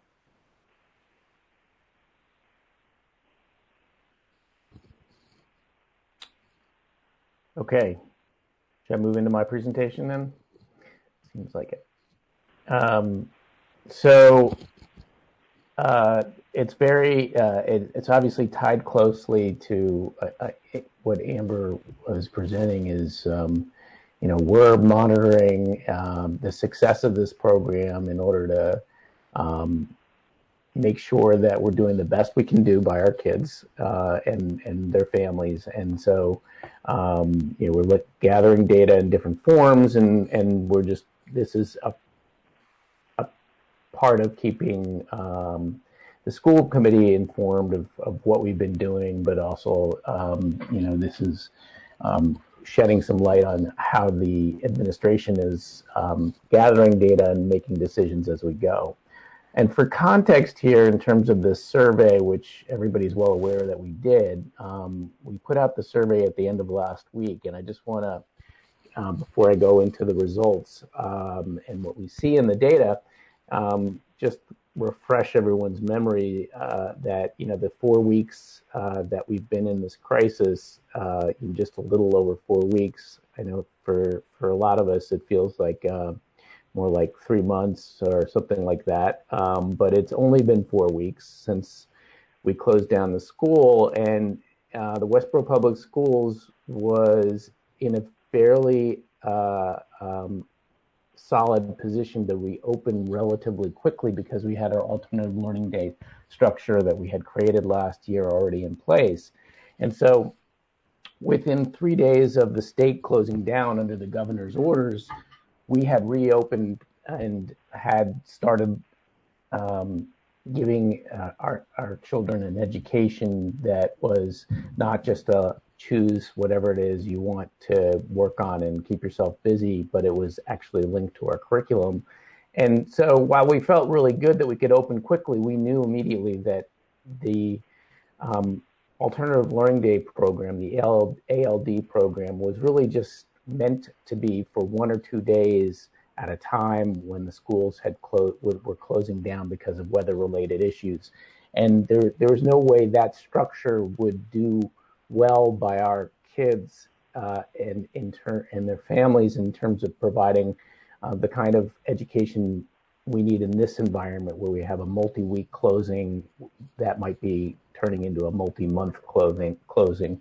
And so we set out to create a committee, a task force within the same time period of the first week of our closing that then came up with a structure that we now have put in place. And that task force basically in a week's time looked at literature and case studies written about distance learning and focused on what was feasible in Westborough to do, looking at best practice and learning from other communities. In fact, we studied some communities at private schools in China and some school systems out on the West Coast that were in this crisis.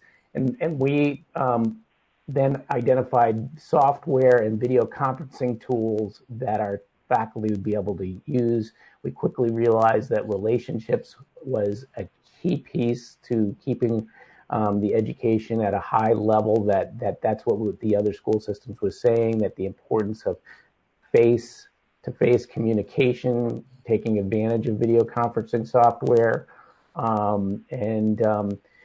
So we then came out with a parent and student alternative learning day guidance document by the end of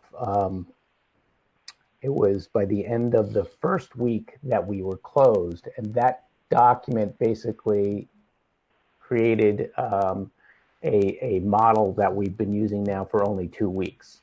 So we've been closed for 4 weeks. We put together this task force. We came up with a more robust model. We trained, we worked with the teachers to deploy, conferencing tools and help them understand what the task force learned about best practices for a more robust alternative learning system.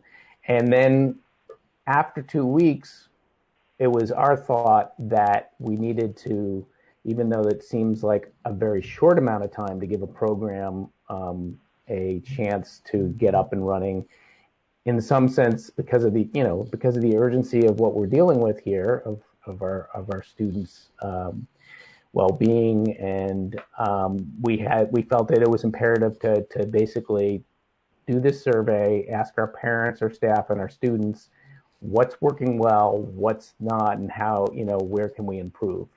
And quite frankly, I think we had no idea what to expect in terms of feedback. We felt fairly confident that we were putting together a good system, but we had nothing. We didn't know what to expect, and we wanted to do the survey so that we could make adjustments as we're going here.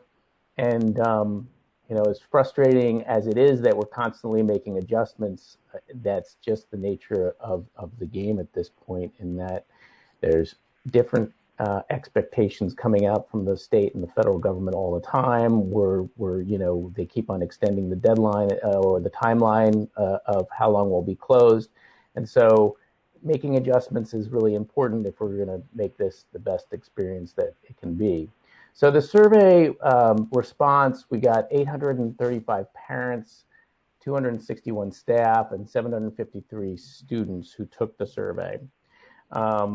And I want to now go into the findings and show you for each of those different groups a snapshot of what students were saying about our program, and what all these three groups were saying about our program, what they liked, and where they thought there were some opportunities for improvement. So to start with here, I want to show you the parent data. And first of all, these 835 parents, as you can see by this pie chart, they,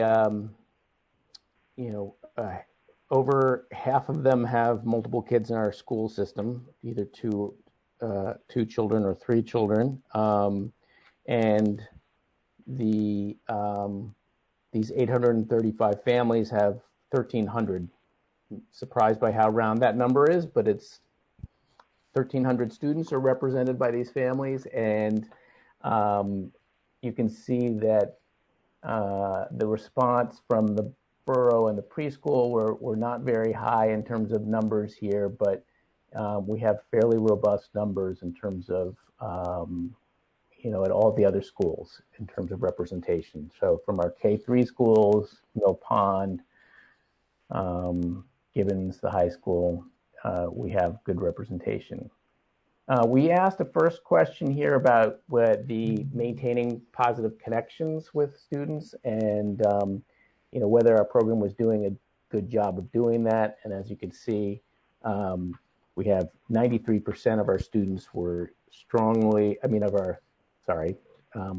of our parents, 93% said that they strongly agree or agree that the program is doing that. And then in terms of academic engaging the students in meaningful work, for this we have a total of 82% in strongly agree and agree. And we are very pleased with both of those numbers. And while we want to connect with the kids, and that's really important, we also want to provide them with meaningful work. And I think on this piece of providing them with meaningful work, we were anticipating maybe 60, 70% because it's a tough thing to deliver in such a short amount of time. So I really think it's tremendous that it's up at 83%. Then there was a question about, just so you know, we did break this data down by school so you could see, whether there was variation in terms of how parents felt by the schools. And,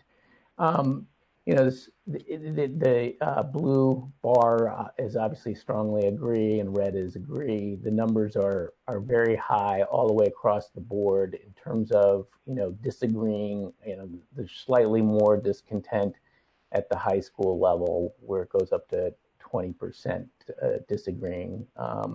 But the vast majority, even at the high school, are in agreement. And I think that part of the reason that disagreement at the high school might pertain to this next slide here. And basically this is asking whether the child's being given way too much homework or work not homework necessarily, but work, just about the right amount of work or way too little work. And what we found is if you look at it, if you take all of the schools together, it's 69% of our parents say 69% of these students represented by the 1,000, the 1,300 students, 69% of them are getting just about the right amount of work. So there's no total bar there but I'm just telling you that's the average. And then way too little work, that percent is at 25%. So that's the average for it all. So if you look just down at the K3s and the yellow bars in terms of way too little work, you can see that that's really around 8%. And at Mill Pond, it goes up to, a little below 20%. And then and Gibbons in the high school goes up to 40%, like high 30s for Gibbons and the high school 40%. So we find this to be important data for the calibrating. So again, thinking about the prior slide is whether the work's meaningful. This slide is saying, should there be more sort of time spent on academics? That is why I think to some extent when I look back at the parent numbers here, or the numbers on meaningful work, I think that the two things are to some degree getting conflated here for the high school, is that it would be more meaningful if they were spending more time. Not positive of that, but in any case, when we look at those numbers, I mean, they're still net positive in that you're in the 60s saying the time is just about right, but 60% at the high school, but having 40% that are concerned about the work being too little is something that we're interested in exploring more, and we're having a lot of discussion right now about how to address that issue. I want to share with you, before I give you feedback from the faculty, I want to end the discussion about from the parents by giving you a flavor of what they were saying about the schools and how we're doing. And in part, I think it's important because on these surveys, when you ask the question, do you have anything else you'd like to add? Often parents don't have that much to add, and you maybe get 5%. I would say close to 80% of our parents, 70 or 80%, had extremely complimentary things that they added in that category, in that final question about what do you want to add. And there's a flavor here. I won't read them all, but I want to read a few of them because this got repeated again and again and again, the kind of enthusiasm and respect for the schools. And I think our faculty deserve, and the other administrators deserve to hear it. And I think you as the school committee will be pleased to hear it. So I suggest that you read all of them when you have a chance, but I'll give the second bullet here, and I'll read, and then a couple of others. Overall, I think and remember, I'm taking now from the 82% that think the kids are engaging in meaningful work. So the vast majority have that perspective, and I have some quotes that I'll share with you from the 22% or the 18% that so you'll get a taste too of some of the things they said that they're concerned about. But overall, I think the Westborough Schools ADL program is working well, and it was amazing to see how fast our children were able to learn online and have teachers set up everything. I know from other districts it took a long time until some online work was available to kids. So that's from a Armstrong Mill Pond parent. So these are parent quotes. Here's a high school parent. I want to say thank you for the amount of hours the teachers and administration have put into making the virtual classroom work for our students. The level of dedication and thoughtfulness is so appreciated. Bravo. I'm so pleased with how kind and caring my daughter's teachers are during these virtual classroom hours. Shout out to several teachers that are mentioned there, and each of them greet the classroom so cheerfully and always tell the students how nice it is to see their faces and they are thought of constantly. I can't imagine how hard it was for the teachers to pivot like this and go from being in person with 20 plus students to now conducting a classroom via a computer screen from their homes. While I do hope they give a teeny bit of homework just so the kids have more to do during the afternoon, I have been so happy with how the Westborough Public Schools have handled this. Well done. Next, based on the circumstances, I think the ability of the Westborough Public Schools to roll out this system, which was never designed for such a long haul, is pretty remarkable. That's from a Gibbons parent. A Mill Pond parent says, thank you so much for your dedication and creating a sense of normalcy for our children right now. We recognize how difficult this situation must be for the teachers with their own lives at home. We feel that the positive and upbeat attitudes, along with the consistent availability of our child's teachers, are why our children are doing very well emotionally despite this unsettling situation. We as a family still feel very connected to Mill Pond, even though none of us has stepped inside the building in almost 4 weeks. The public schools are the anchors of communities, and this is most clear during an international emergency. You are still there for us, and we thank you.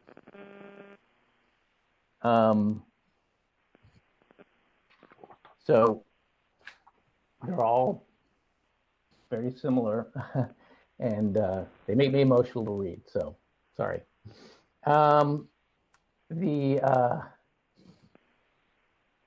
critical ones here from the 18%. First, I'm not going to read them all, but there are a couple that I will give you a flavor of. There's a parent that says it's very chaotic and unorganized instruction, and the faculty is not following expectations set out by the administration. This is a parent who has a student at Mill Pond and Gibbons in the high school. The third bullet down, I understand this is an unusual, stressful time. However, my sophomore needs to be told and held accountable for reading and doing more academic work. It's a high school parent. And then this parent here from Hastings says the 15 different apps to download is overwhelming, and if both parents work full time, I have no clue how you expect us to do all this work every day with the kids. Some parents have to work to keep paying the rent. The rent I pay is to have my kids in Westborough schools, and instead I'm teaching her. I understand that it's certainly a frustrating time for parents who are at home, and so I empathize with those who are struggling to be able to manage their children And so I get the perspective that they're offering here. So I think, one other thing I was going to say just to complement that is that, that feedback, we really, we've gotten a lot of good specifics from people. So, while people might be frustrated, they also at the same time have done a really good job to tell us what's frustrating. And like, for example, when we look at improving things, the opportunity to step back and have some time next week when there's that vacation for us to make those adjustments is huge. And I think the specificity of many of the things already mentioned, we have implementation thinking on. So, and I want to be clear, like Lisa said earlier, we welcome the full range of feedback because those pieces help us. And everything that people provided gave us a nice bell curve.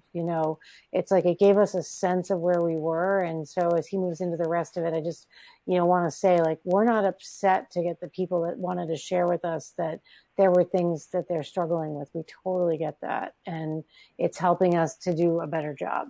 So I'll turn it back to Daniel. Yeah, completely agree. And, among what I'm going to go into here is some more specifics about what we learned from the parents, because those were the open-ended questions of responses. This is from what about the program is working well for this child, and how can the program be improved for this child? So we asked every family to give us suggestions for improving, even if they were among the 82% that thought the program was doing well. We got useful feedback, and so we take very seriously everything that they've given us. So the pre-K 6 parents, here's a sense of what they said, that the children love the video meetings with the teachers and their peers because it keeps them connected with each other. There's just no question that just again and again, just the sense of like being able to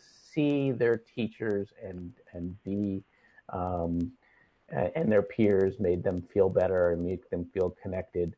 And that, on the plus side, then this second bullet here is some teachers use the video meetings several times a week and others only once or twice. So some parents were saying they'd like to, to see more use of the video meetings if possible. So we then the next bullet here is some parents had suggested that the elementary teachers, they're not doing live teaching like the secondary level teachers, and they may not even be doing instruction using video that's like pre-recorded, and so they would like to see some of that if possible from our teachers. And so some parents want to have more options that don't involve the computer, and they're afraid of their kids being on the computer too much, and definitely understand that.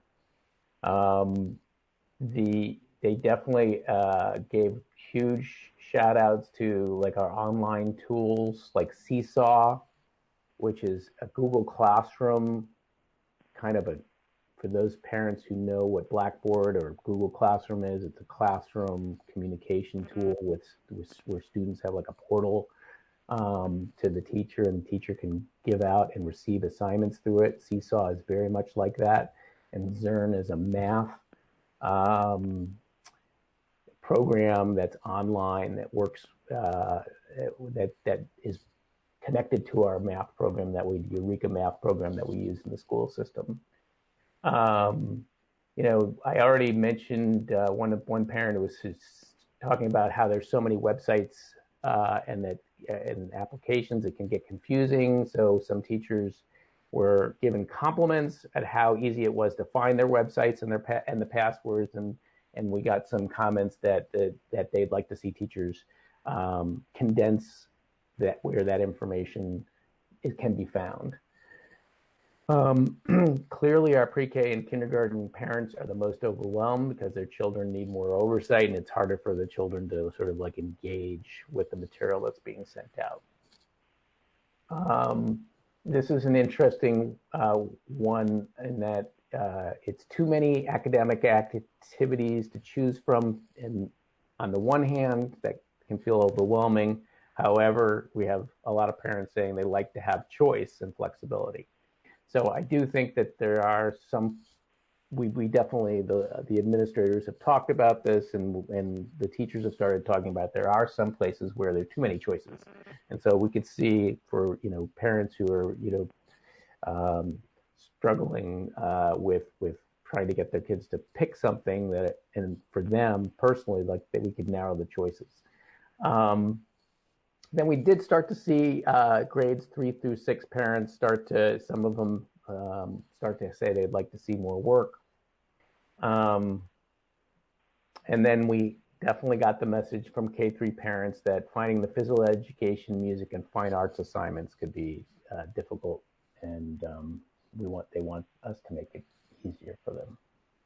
So at grades 7 through 12, the parents really appreciate the structure of the day for their students to wake up and attend classes and have a set schedule. And the video connections, again, was really important, the sense of connection with teachers and the classmates. Google Classroom, just like Seesaw, was cited as something that the parents really, see the power of in terms of an organizing and communication tool. And, as already mentioned, more time, more school time, and maybe more independent learning time at the secondary level was a common theme that we got in the feedback. So now I'm going to turn over to the staff, and so the 261 staff who responded are spread across the schools, just like the students are. They're they feel similar to the parents in that they feel like the positive connections are working extremely well, and the meaningful work is being provided. And basically, it's in over 90% on the first one, and over 90% for the second one here in terms of meaningful work. In terms of what's working well and how can we improve the program, here are some of the key findings. Many staff mentioned that the technology that we were able to put in place with Zoom and Google Meets and Seesaw and Google Classroom, that's helping them feel connected to the students, that it's allowing them to have face-to-face communications, and it keeps the students engaged and keeps their spirits up. The staff also, they did really rapidly. I mean, these are tools they were not learning, using at all, Google Meets and Zoom. And I know we all are now familiar with Zoom, but teaching using Zoom is different than socializing with your friends. And for those who have socialized with more than 4 or 5 people in a Zoom meeting, you understand the difficulty of having a conversation and getting your point across.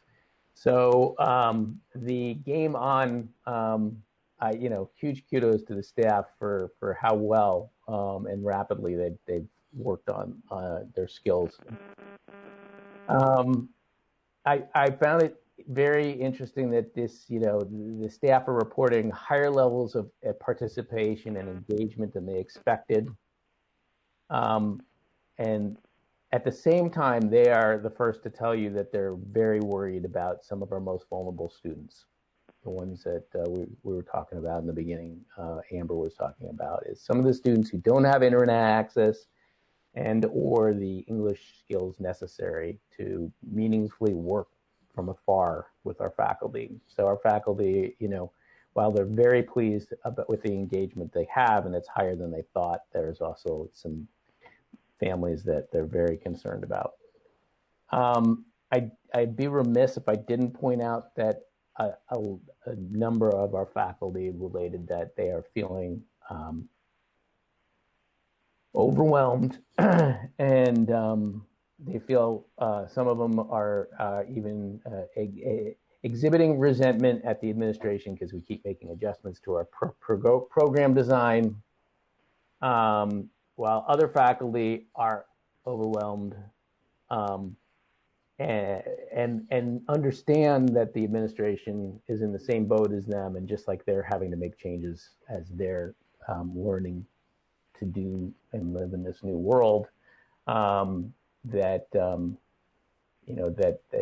are empathize with the administration. But you can really sense the exhaustion of the the 4 weeks that we've been up and running here. And then there are some faculty at grades 7 through 12 who definitely have expressed they would like the school, the periods to be a little longer, and they want to be able to give learning assignments outside of the time that they're in front of the kids.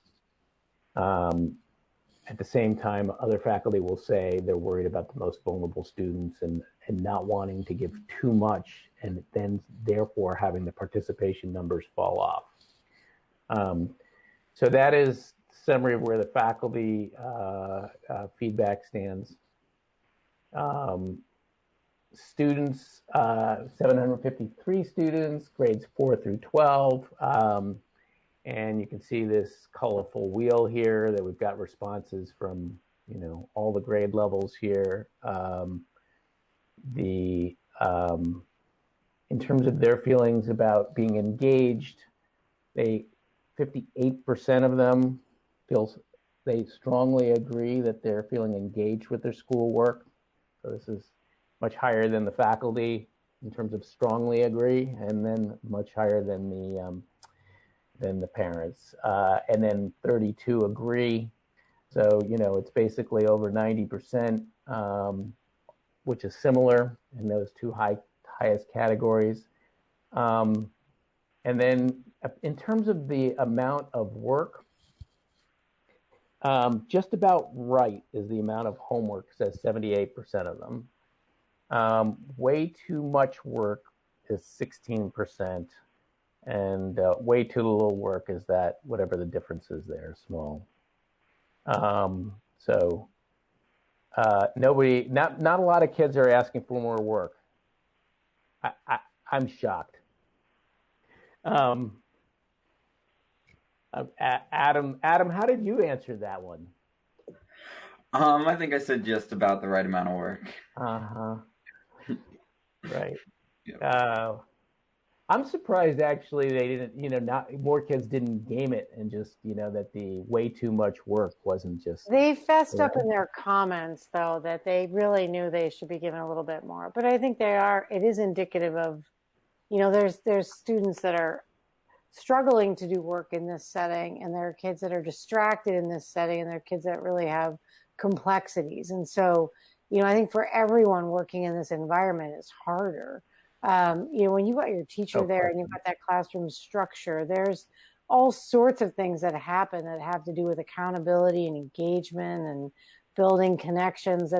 You can't replicate that. And so for a lot of kids, that's what really keeps them kind of moving through their coursework. And so teachers have clearly articulated that. And I think I would think, while I said I love every Westborough student and they amaze me, I think they accounted this just as I would have expected, which what kid wouldn't say? It's just about right.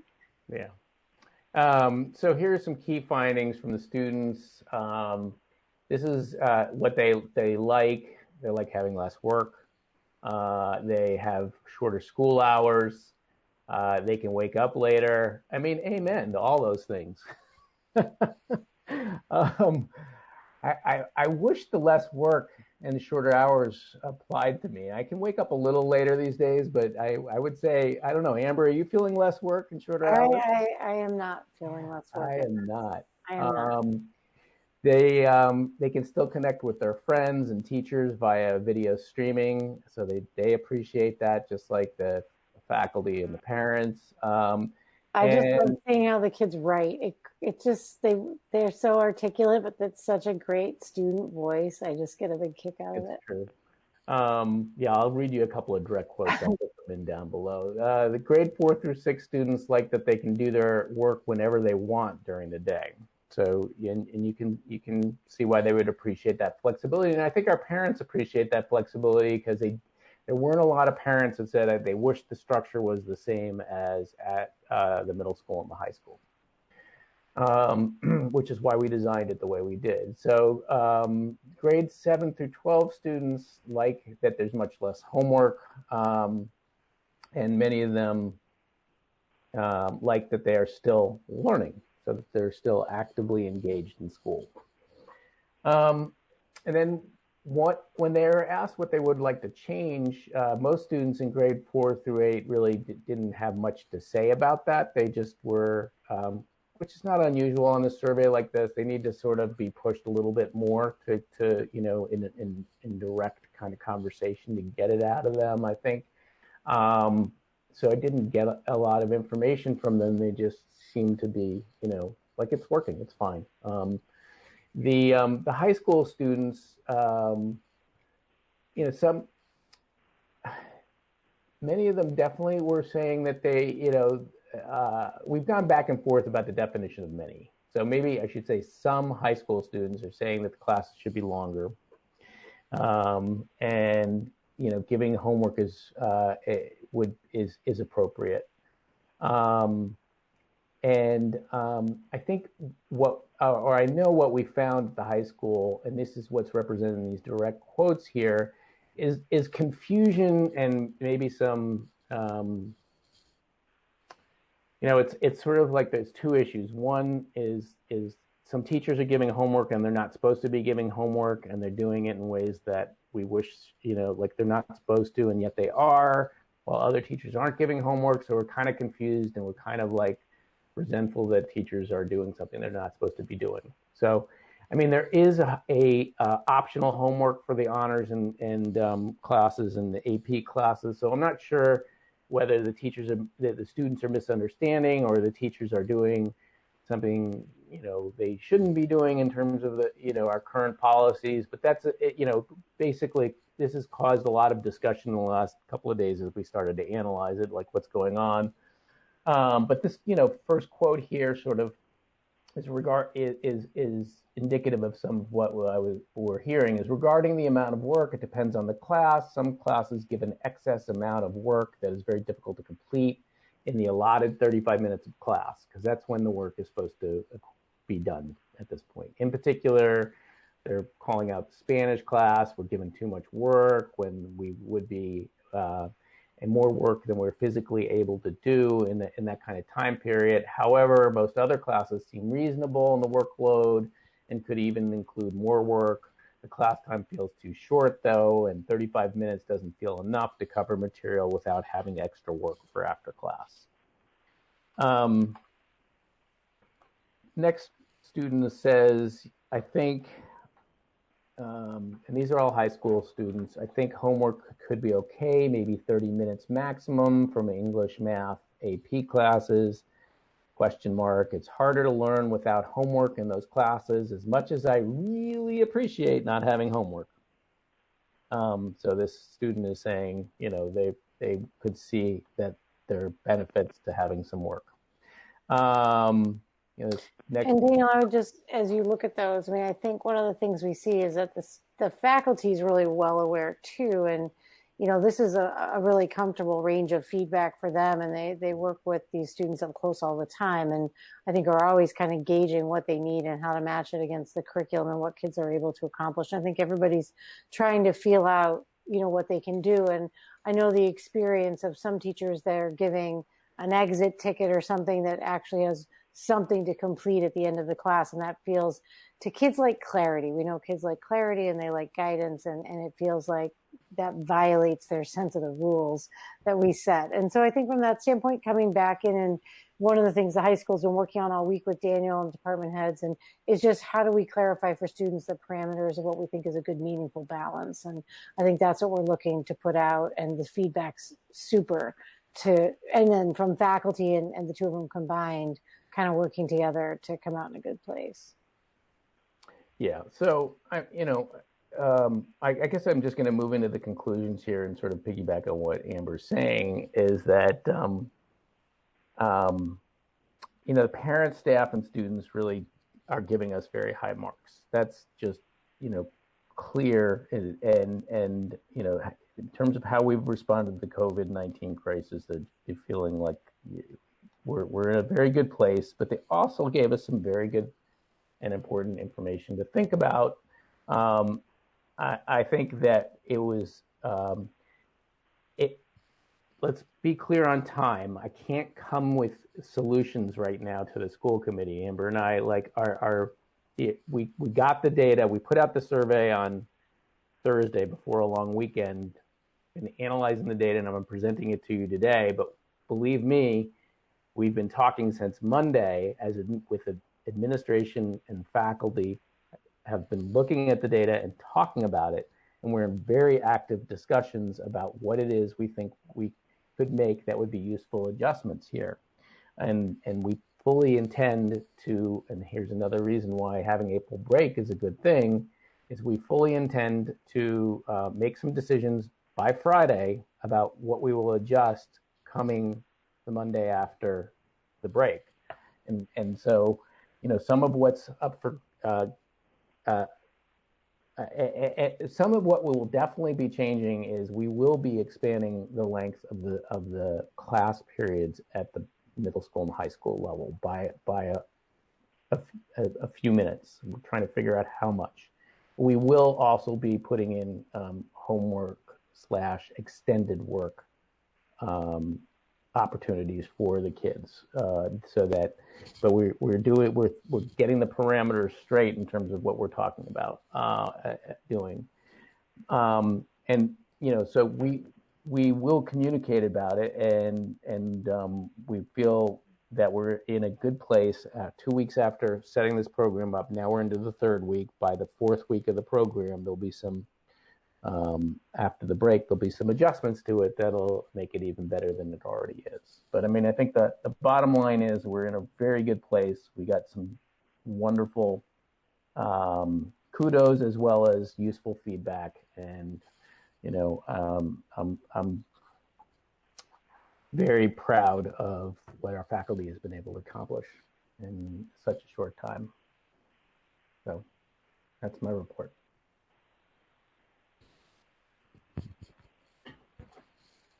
Great, thank you. Sorry, I couldn't get to my button. Anyone, any comments or questions or anything? That was a lot of information. Thank you. Good information. We appreciate your analysis. Nothing on that. We're gonna wait.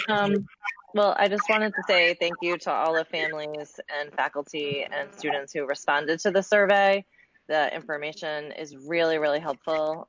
Some of us are only in our own homes, like the only experience we're hearing about is what's happening for our own children and their friends. So it's really great to get this feedback across all grade levels, across all schools, across everyone, dealing with this, including the faculty. And it was wonderful to hear all the positive comments, and also the constructive criticism is very helpful as we navigate this whole new thing and figure it out. Just want to continue families to partner with us and continue sending your feedback, and know that we always have the best intentions for our students in mind, and we are doing the very best that we can here. So thank you to everyone who responded, and keep your eyes out for more information and feedback requests in the future, because I know that we're going to be continuing to look to do the best we can. Thank you. Yeah, this is a good. I was going to add, it's great work. I mean, as a parent, I can speak that I'm extremely happy the way things are going, and really, I wasn't expecting. I was expecting some roadblocks, and it's really been very smooth, and I was surprised, pleasantly surprised. It attests to the fact how much work was done behind the scene, by the faculty and administration for such a thing to happen so successfully. Now, one request though, some communication clearing on the homework and extended work. That would go a long way, because we are forcing our kids, as parents, we are forcing our kids to complete the homework, and she's telling us, no, it's not needed, it's optional. so we are struggling on a daily basis. You know. Will do. So I just wanted to comment. First, the technical issue with the survey. When someone actually does the survey on their phone, if they don't scroll to the right, they don't actually see strongly disagree. I don't know if it's a factor in the outcome. Maybe not. I'm just going to put it out there that it looks like a technical issue. And it's always been a technical issue. I don't know if it's ever been brought up before, that surveys that go out and people do it on their phone, which is so much more common, that something to keep in mind in the future in terms of the layout. And which question are you concerned where our strongly disagree numbers would be much higher? Go to the... I just want to point out I want to be clear on what we're talking about here. So I'm going to go up to the parent section. And so the only one that has strongly disagree are these two questions here. And just to be right? Yep. So these two questions. So what you're saying is that instead of 13% on the second one, that could potentially be, that's orange, that 13%, it's not going to change what you're saying is the orange, just to be clear, the orange and the green added together are not going to change. So that's 15%. It's still going to be 15% in the two lowest categories. So I just want to be, okay. And the same thing for the one above. It would not change our positive numbers. Right. Okay. No, and I'm bringing it up just so in case, if it wasn't even there, you would still get the same feedback. I don't think it would change anything. That's just for the future reference of the survey. So the other piece that I really wanted to bring up is, although I really believe that our teachers and staff have done an amazing job getting this up and running very, very fast. And perhaps in some ways they set the bar so high and what they were able to do in such a short period of time. They created very high expectations for me as a parent, and maybe even me as a school committee member, that this feeling that this is Westborough and I do have really high expectations. And so for me, that we were able to pivot from our regular ALD into a more structured program in a week and a half. And that it's been 2.5 weeks since we've had our structured, extensive ALD program. It is hard for me to fully gather that it took us this long for the feedback, because I've been receiving feedback pretty regularly since the first week of the structured format, and that there appeared to be some issues regarding the inequity among teachers giving homework or not homework, the possibility that the middle school and especially the high school was having too little work, from feedback I was receiving from parents and my own personal experience with my own kids, but mainly from other feedback from parents, because I was asking. I was putting it out there saying, what is your experience? And I was getting direct feedback and handing it to you as administrators. So it's hard for me to think that we moved fast enough. And maybe looking at the data and the responses from teachers who are feeling that we're moving too fast, that maybe that was the reason for it. But there's a part of me that believes that the slower response to tweaking, not even changing it excessively, tweaking and giving teachers parameters that will allow them to adjust to what were extremes, whether it was too little work or too much work.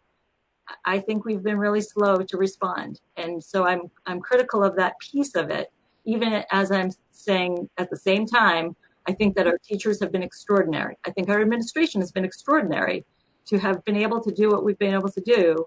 I just think this piece of it has been somewhat disappointing in our ability to tweak and moving forward. And the fact that no solutions are here yet concerns me a bit, that the kids won't have the expectation of what's about to happen, and they're going to take a week to, I think it will feel unexpected when they return that it's so different, or maybe it's not so different.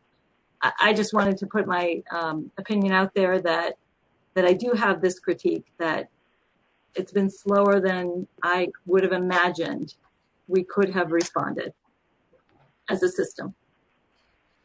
I will respectfully disagree on behalf of my faculty. I accept the feedback and know that you experienced it that way, but for the faculty listening in, I can't sit here, Lisa, and not comment that I feel that they have worked to be very responsive and to figure out the on-the-ground implementation of what level of work is just right. And I welcome the feedback. I take it, and I understand your desire to represent that we always have to be working as hard as possible. And I will respectfully represent the faculty's voice here to say that I think they're working incredibly hard and moving as quickly as possible in this scenario. But, you know, the parents who have given us feedback have given us feedback, and I would hold on 2 weeks as a reasonable window for us to be responsive. And but I appreciate and accept the feedback, so thank you. I wanted to be clear. I wasn't talking about the teachers, because I think for the most part, our teachers have responded to the parameters that were set for them. I'm talking about the change in the parameters, moving slowly to get to them, and how frustrating it must have been for a lot of our faculty. I will take that feedback, and I again, we can agree to disagree, but I want to be clear that the way Westborough works is we don't work without our teachers, and that's why Westborough is so strong. So I'm not going to step forward and change something until I have time to speak meaningfully to the department heads, and they need time to speak to their faculty, and we're all working virtually, and no district move forward effectively if you cheat teachers on being included in the discussion. So we're even talking about this in front of letting them know, which is a violation of process for me, because we want to respectfully update you. But the people that always deserve to hear it first are the faculty, because they have to implement it. So we have come forward to make sure we can provide thoughtful updating to you, but our faculty on the ground, and if you look at strong districts like we have, it's because we don't cheat our faculty from being in the discussion with us, and they've created this model. We didn't create it without them. They did it in that first week, working in giant groups with Daniel and Sherry and the leadership teams to iron this out. And they will come back and make the adjustments. And many of them already are, which is why you see the inconsistency in the volume of work.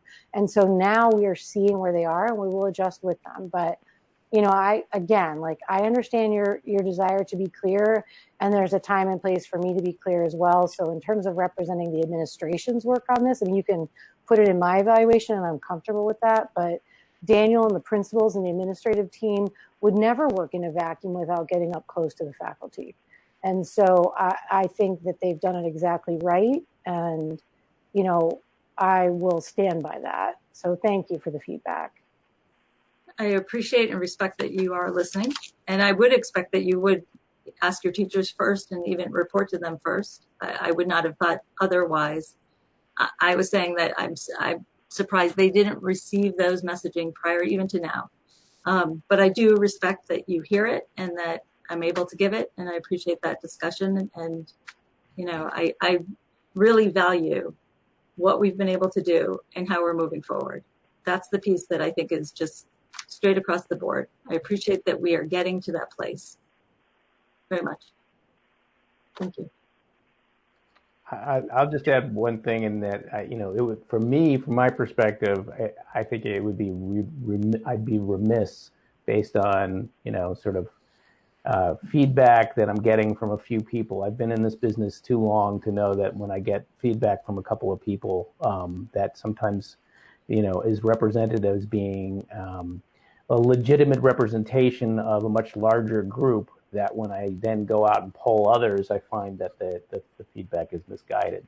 So, you know, for me to make decisions based on, getting some few people telling me that they feel a certain way, and then me to make a decision based on that without going out and getting real data would be like, it would be very problematic.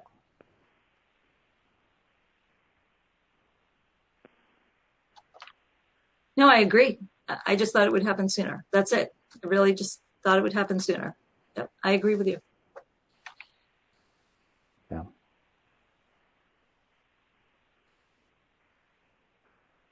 Okay.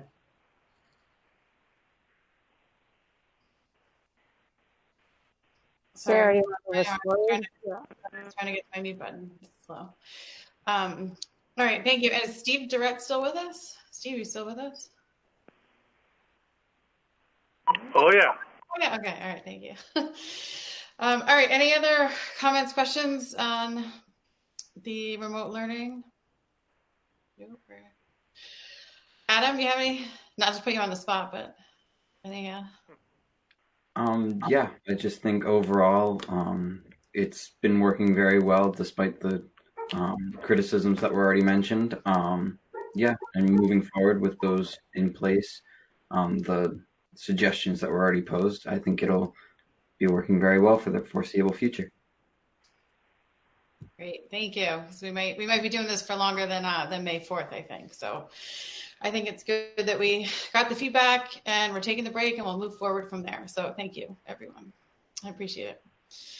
All right, so our last regular item is a budget update, and I can Amber, Irene, and I went to our monthly, a little off track, but monthly budget meeting on Monday afternoon with the town department heads, finance department heads, our town manager, Christy Williams, the chair of the Board of Selectmen, and the chair of the Finance Committee, and to talk about fiscal year 20 budget, and then going into the fiscal year 21 budget yet, because obviously we haven't voted on that because we haven't had town meeting yet. So I think I'll just kind of read through my notes. I think I did give you an email update, an informational update, and then we want to bring it to discussion tonight. So I think I'll just read through my notes, and then maybe after that, if Irene and Amber want to jump in and fill in anything that I may have, that might be other vital information. So like I said, they kind of looked at fiscal year 20 first, which is the current year we're in, and then looking ahead to fiscal year 21. So in fiscal year 20, they've estimated about a $700,000 budget shortfall. And this is based upon taxes that will not be generated through like excise taxes, meals taxes, police detail revenue, and other investment income. So they put a freeze for right now on spending in all town departments and looking at potential savings that maybe they can find in other areas, like people not traveling out of town for business and training that's not being utilized at this time.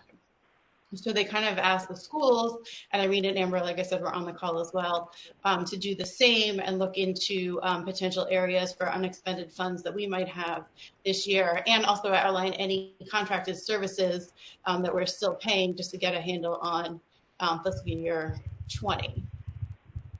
And then going into fiscal year 21, which would be the budget that we would vote at town meeting. On the town side, they are projecting revenue will be down up to about $1 million. The state has not given any projections yet for towns funding in fiscal year 21, and although that is expected to be reduced as well, money we would get from the state.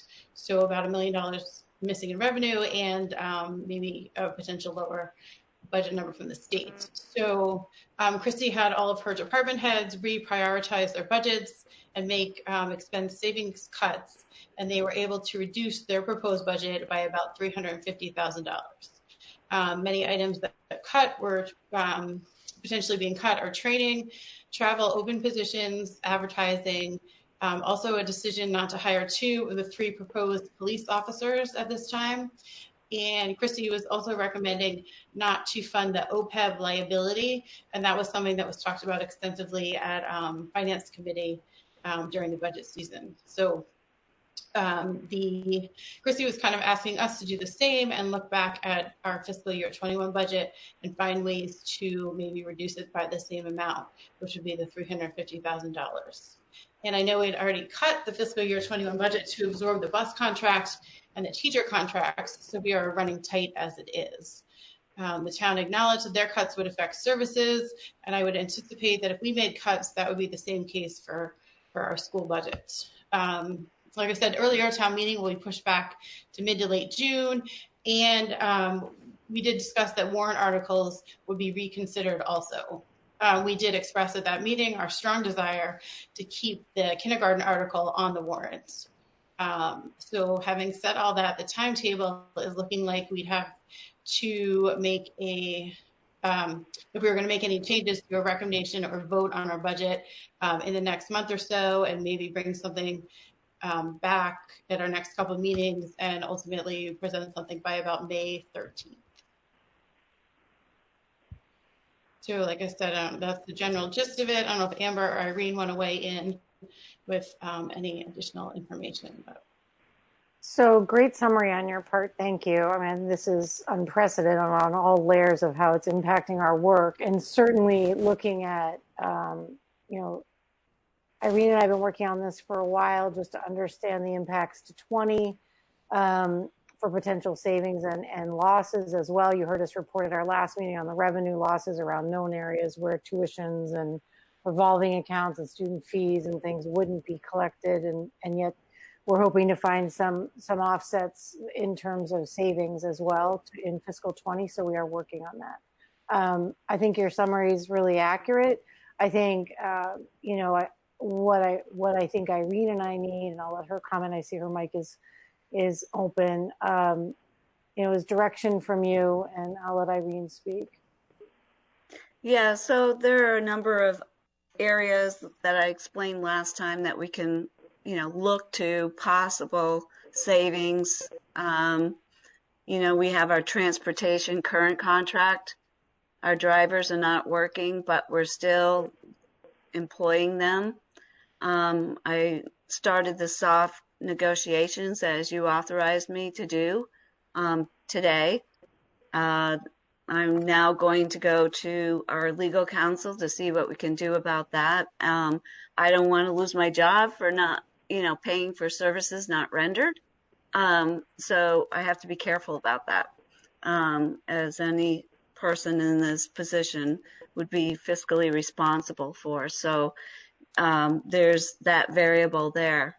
I'm working with the SPED department on tuitions for out-of-district placements, and where is that going to land us? The electricity and gas, is there any savings there that we can, incur there? Our facilities projects, do we decrease some of our facility projects? What about our retirements? I know that we've taken into consideration for next fiscal year these retirements, but are there other retirements that we didn't know about when we were building the budget to begin with? And then there's losses too. I mean, we're losing facility rental costs, we're losing revenue coming in, so we have to look at all of that and see where we are coming out on this. We still need to get that kindy tuition warrant through.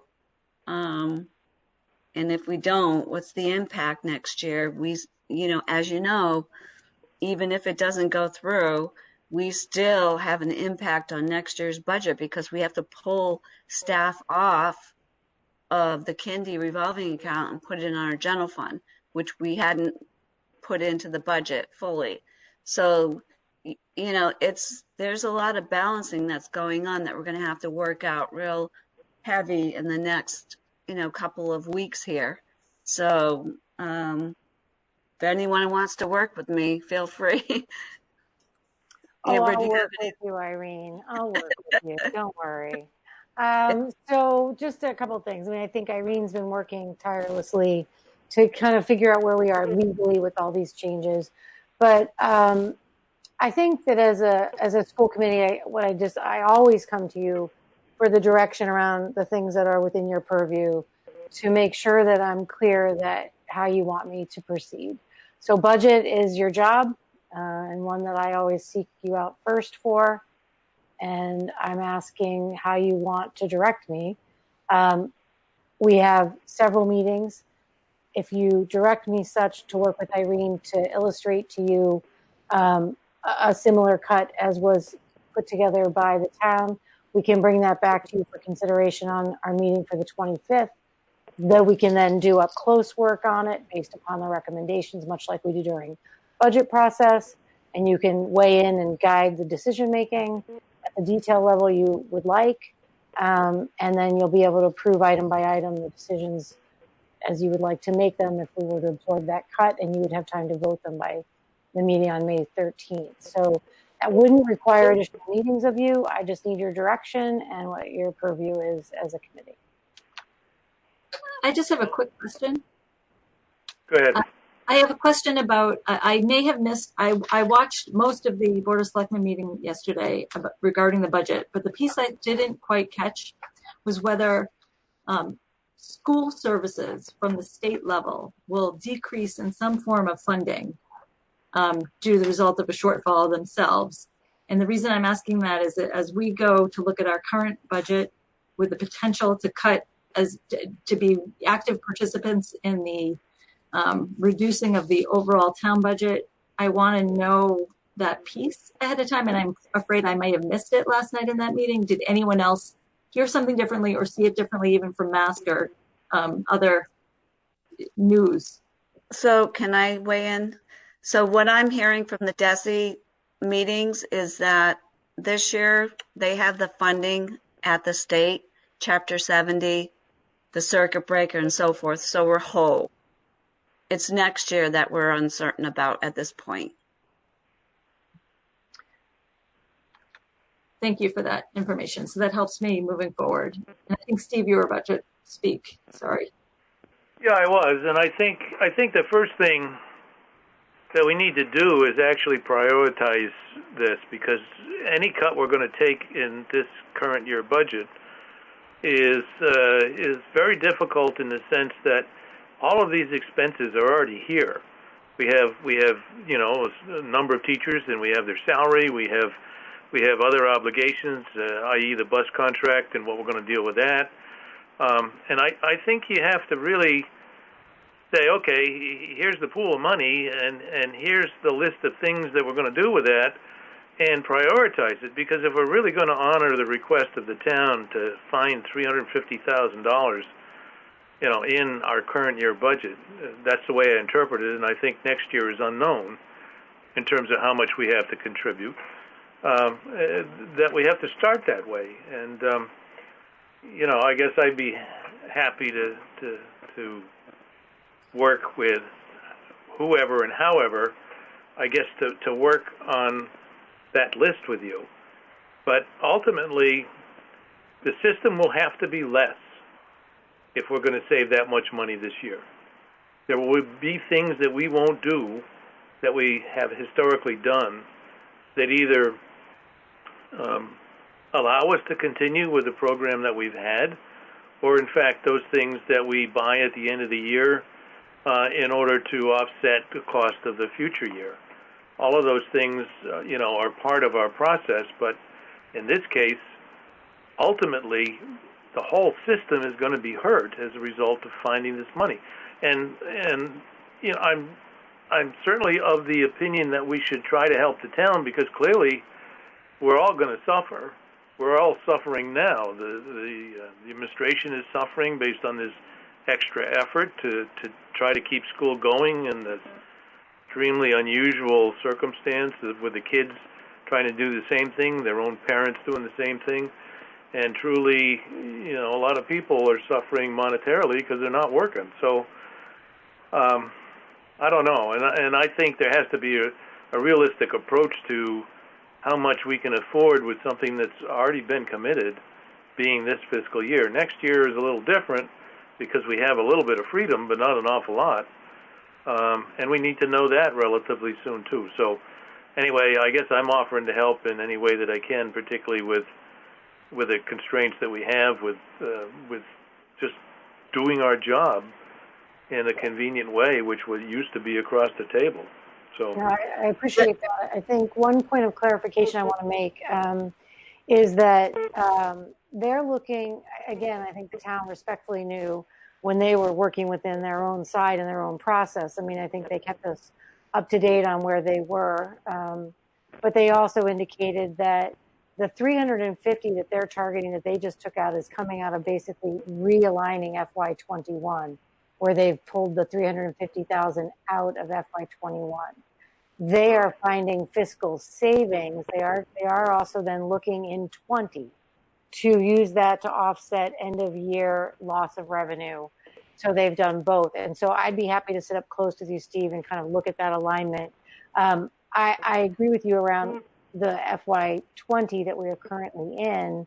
That's always, that's always complex. But the FY21, I think, what I need is your direction to begin pulling those numbers together. And if Steve would like to work up close with Irene and I on it, that would be great. We'll look at where we are in 20 and then come back with some proposals for 21. Yeah, and what I'm suggesting in this idea of prioritizing things is how tight does the belt get relative to what we're going to do to try to help the other half of the town, and how painful will the loss of that money be in terms of the programs that we've been talking about? Because ultimately, to reduce the budget for 21 means we will not do something that we have made presentations for 6 months running. And there really isn't anything there. But in order to create something, we have to take something away from the program. Yeah, and possibly collaboration between the school and the town, resources, That's what we've already started to do. Yeah, I think all of that is part of the process that we are working with collaboratively already. And I think we were aligned to come into town meeting with a very thoughtfully prepared budget on both the town side and the school side for a whole town budget I thought we were prepared to come into a very smooth town meeting where the preparation had been very thoughtful and the alignment looked like good decision making had been made for both the town's budgeting and the school's budgeting. So Christy was clear, and I think the selectmen yesterday in their discussions, that this is a real hit to them. To cut 350,000 is actual program losses and lack of hiring that they've been waiting for a long time. So similarly, we would experience it as such. And I guess the directive is, for me to work with Irene and Steve, if Sarah, you want to decide how that works, to basically come back with a set of clear delineated proposals, almost as Christy did, to selectmen for you to discuss and then act on.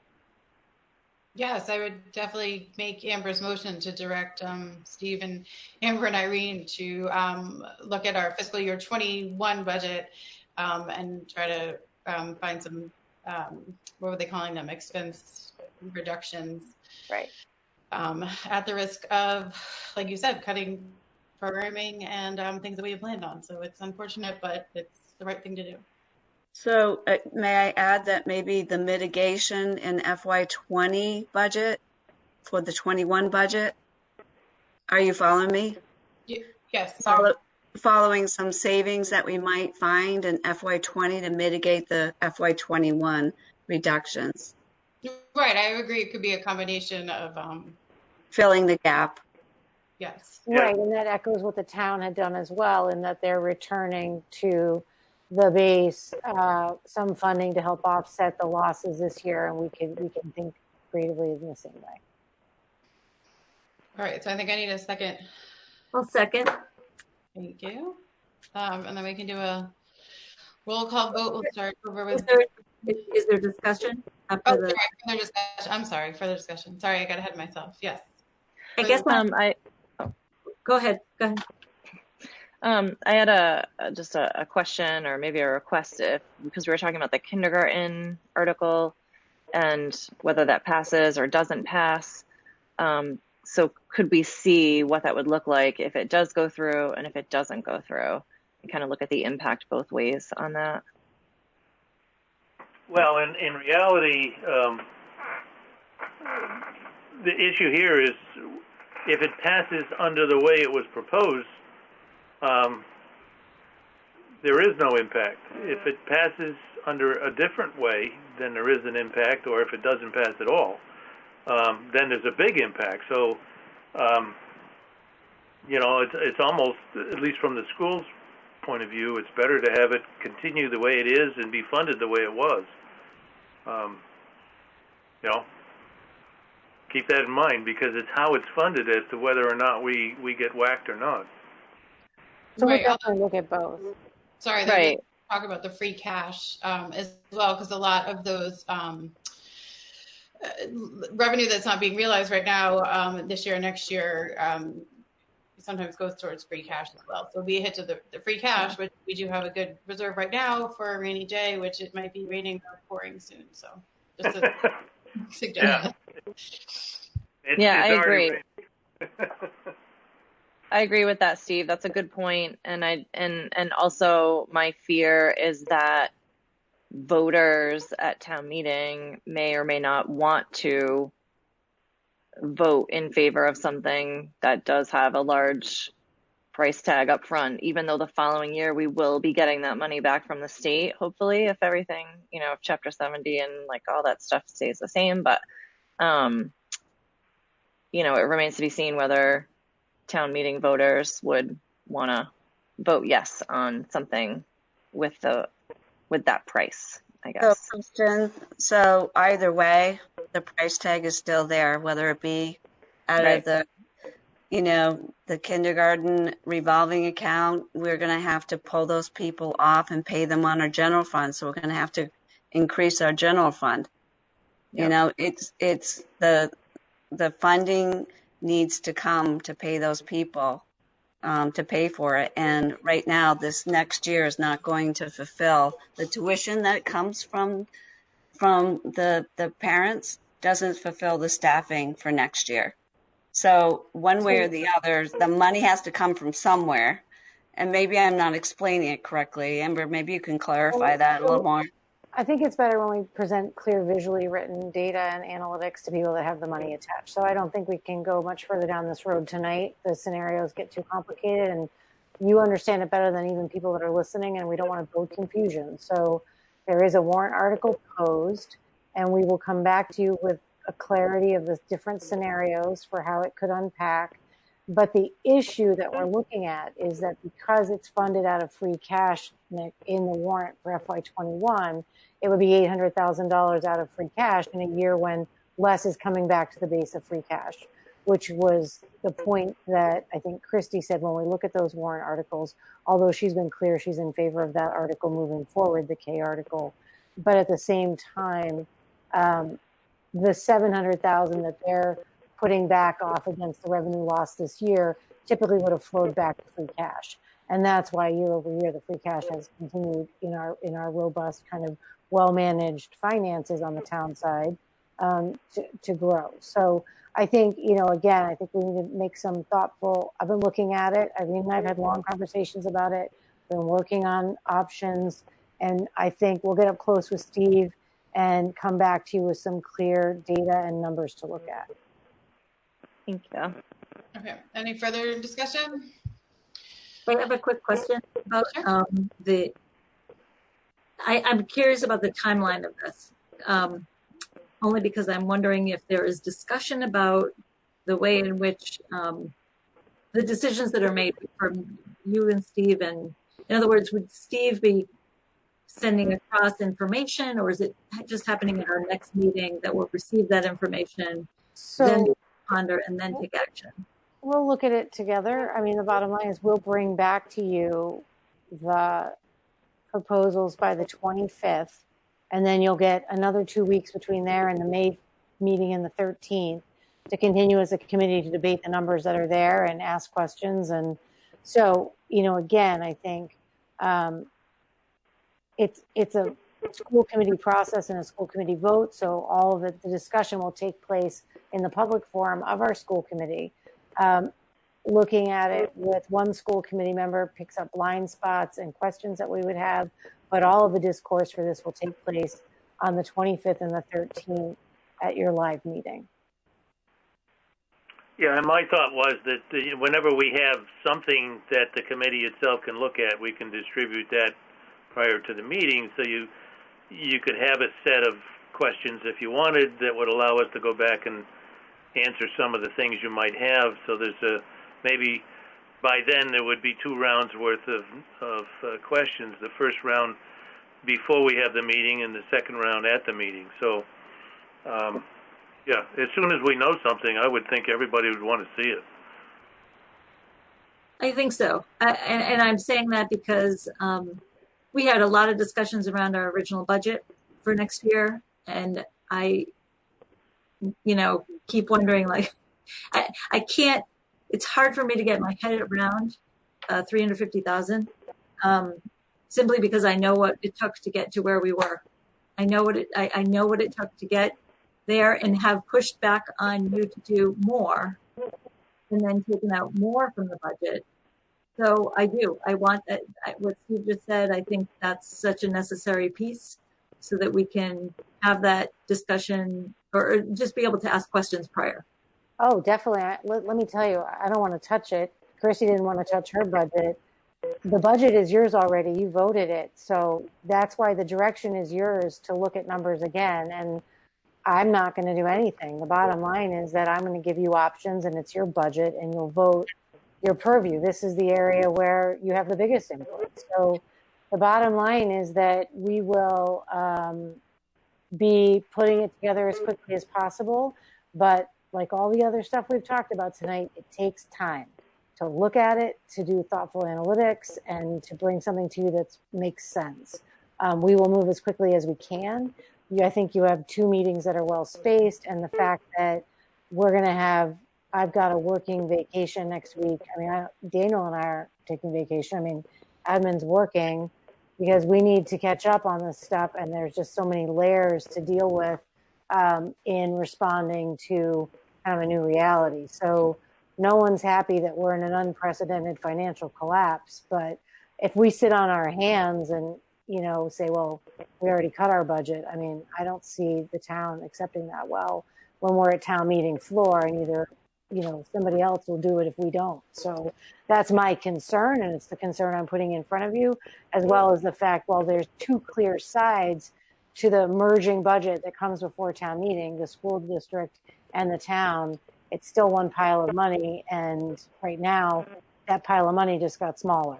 So, I'm concerned that in the sense that the town is concerned that people won't be able to pay any tax increase.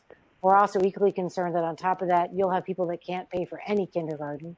Therefore, that fund could be low if that fails and have an additional $600,000 to $700,000 impact on our budget, unanticipated. So the problems are multiple in where we are. So I've been working on it. Irene and I have been working on it.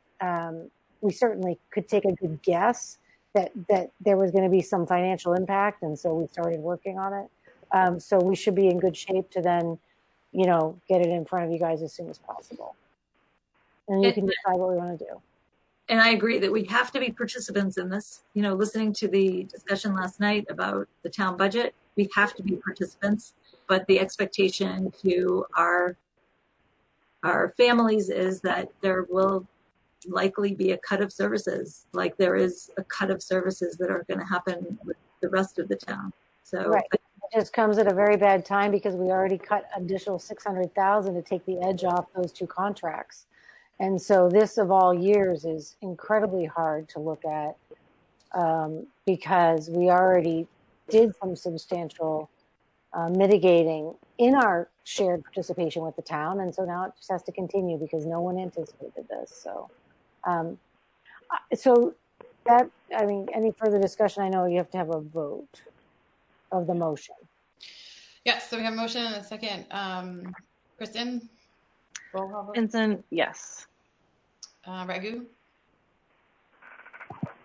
Yes. Thank you. Julie, yes.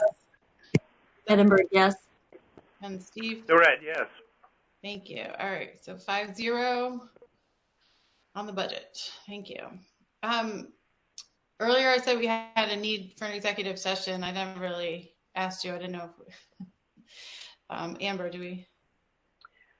We do not. We can defer. It's late. We can defer the executive session. Irene, is the last action for executive session was around the contract issues that we had to face with regard to management of the change of circumstance with things being shut down. I don't think Irene has enough information yet that she feels she needs to come back and report tonight. She's in the middle of working on the last directive you gave her out of executive session. Yes, Okay. Amber, you're absolutely correct. Okay, thank you. I wasn't sure. We hadn't really had time to hash that out before, so thank you. All right, so then we just need a motion to adjourn. So move. Thank you. Second? I'll second. Thank you. Roll call vote. Kristen? Vincent, yes. Raghu? Raghu, yes. Julie, yes. Lisa? Edinburgh, yes. And Steve? Durrett, yes. Steve, all right, 5-0. Thank you, everyone. Thank you, everybody. Thank you. Thank you very much. Thank you for tonight. Take care. Thank you. Bye-bye.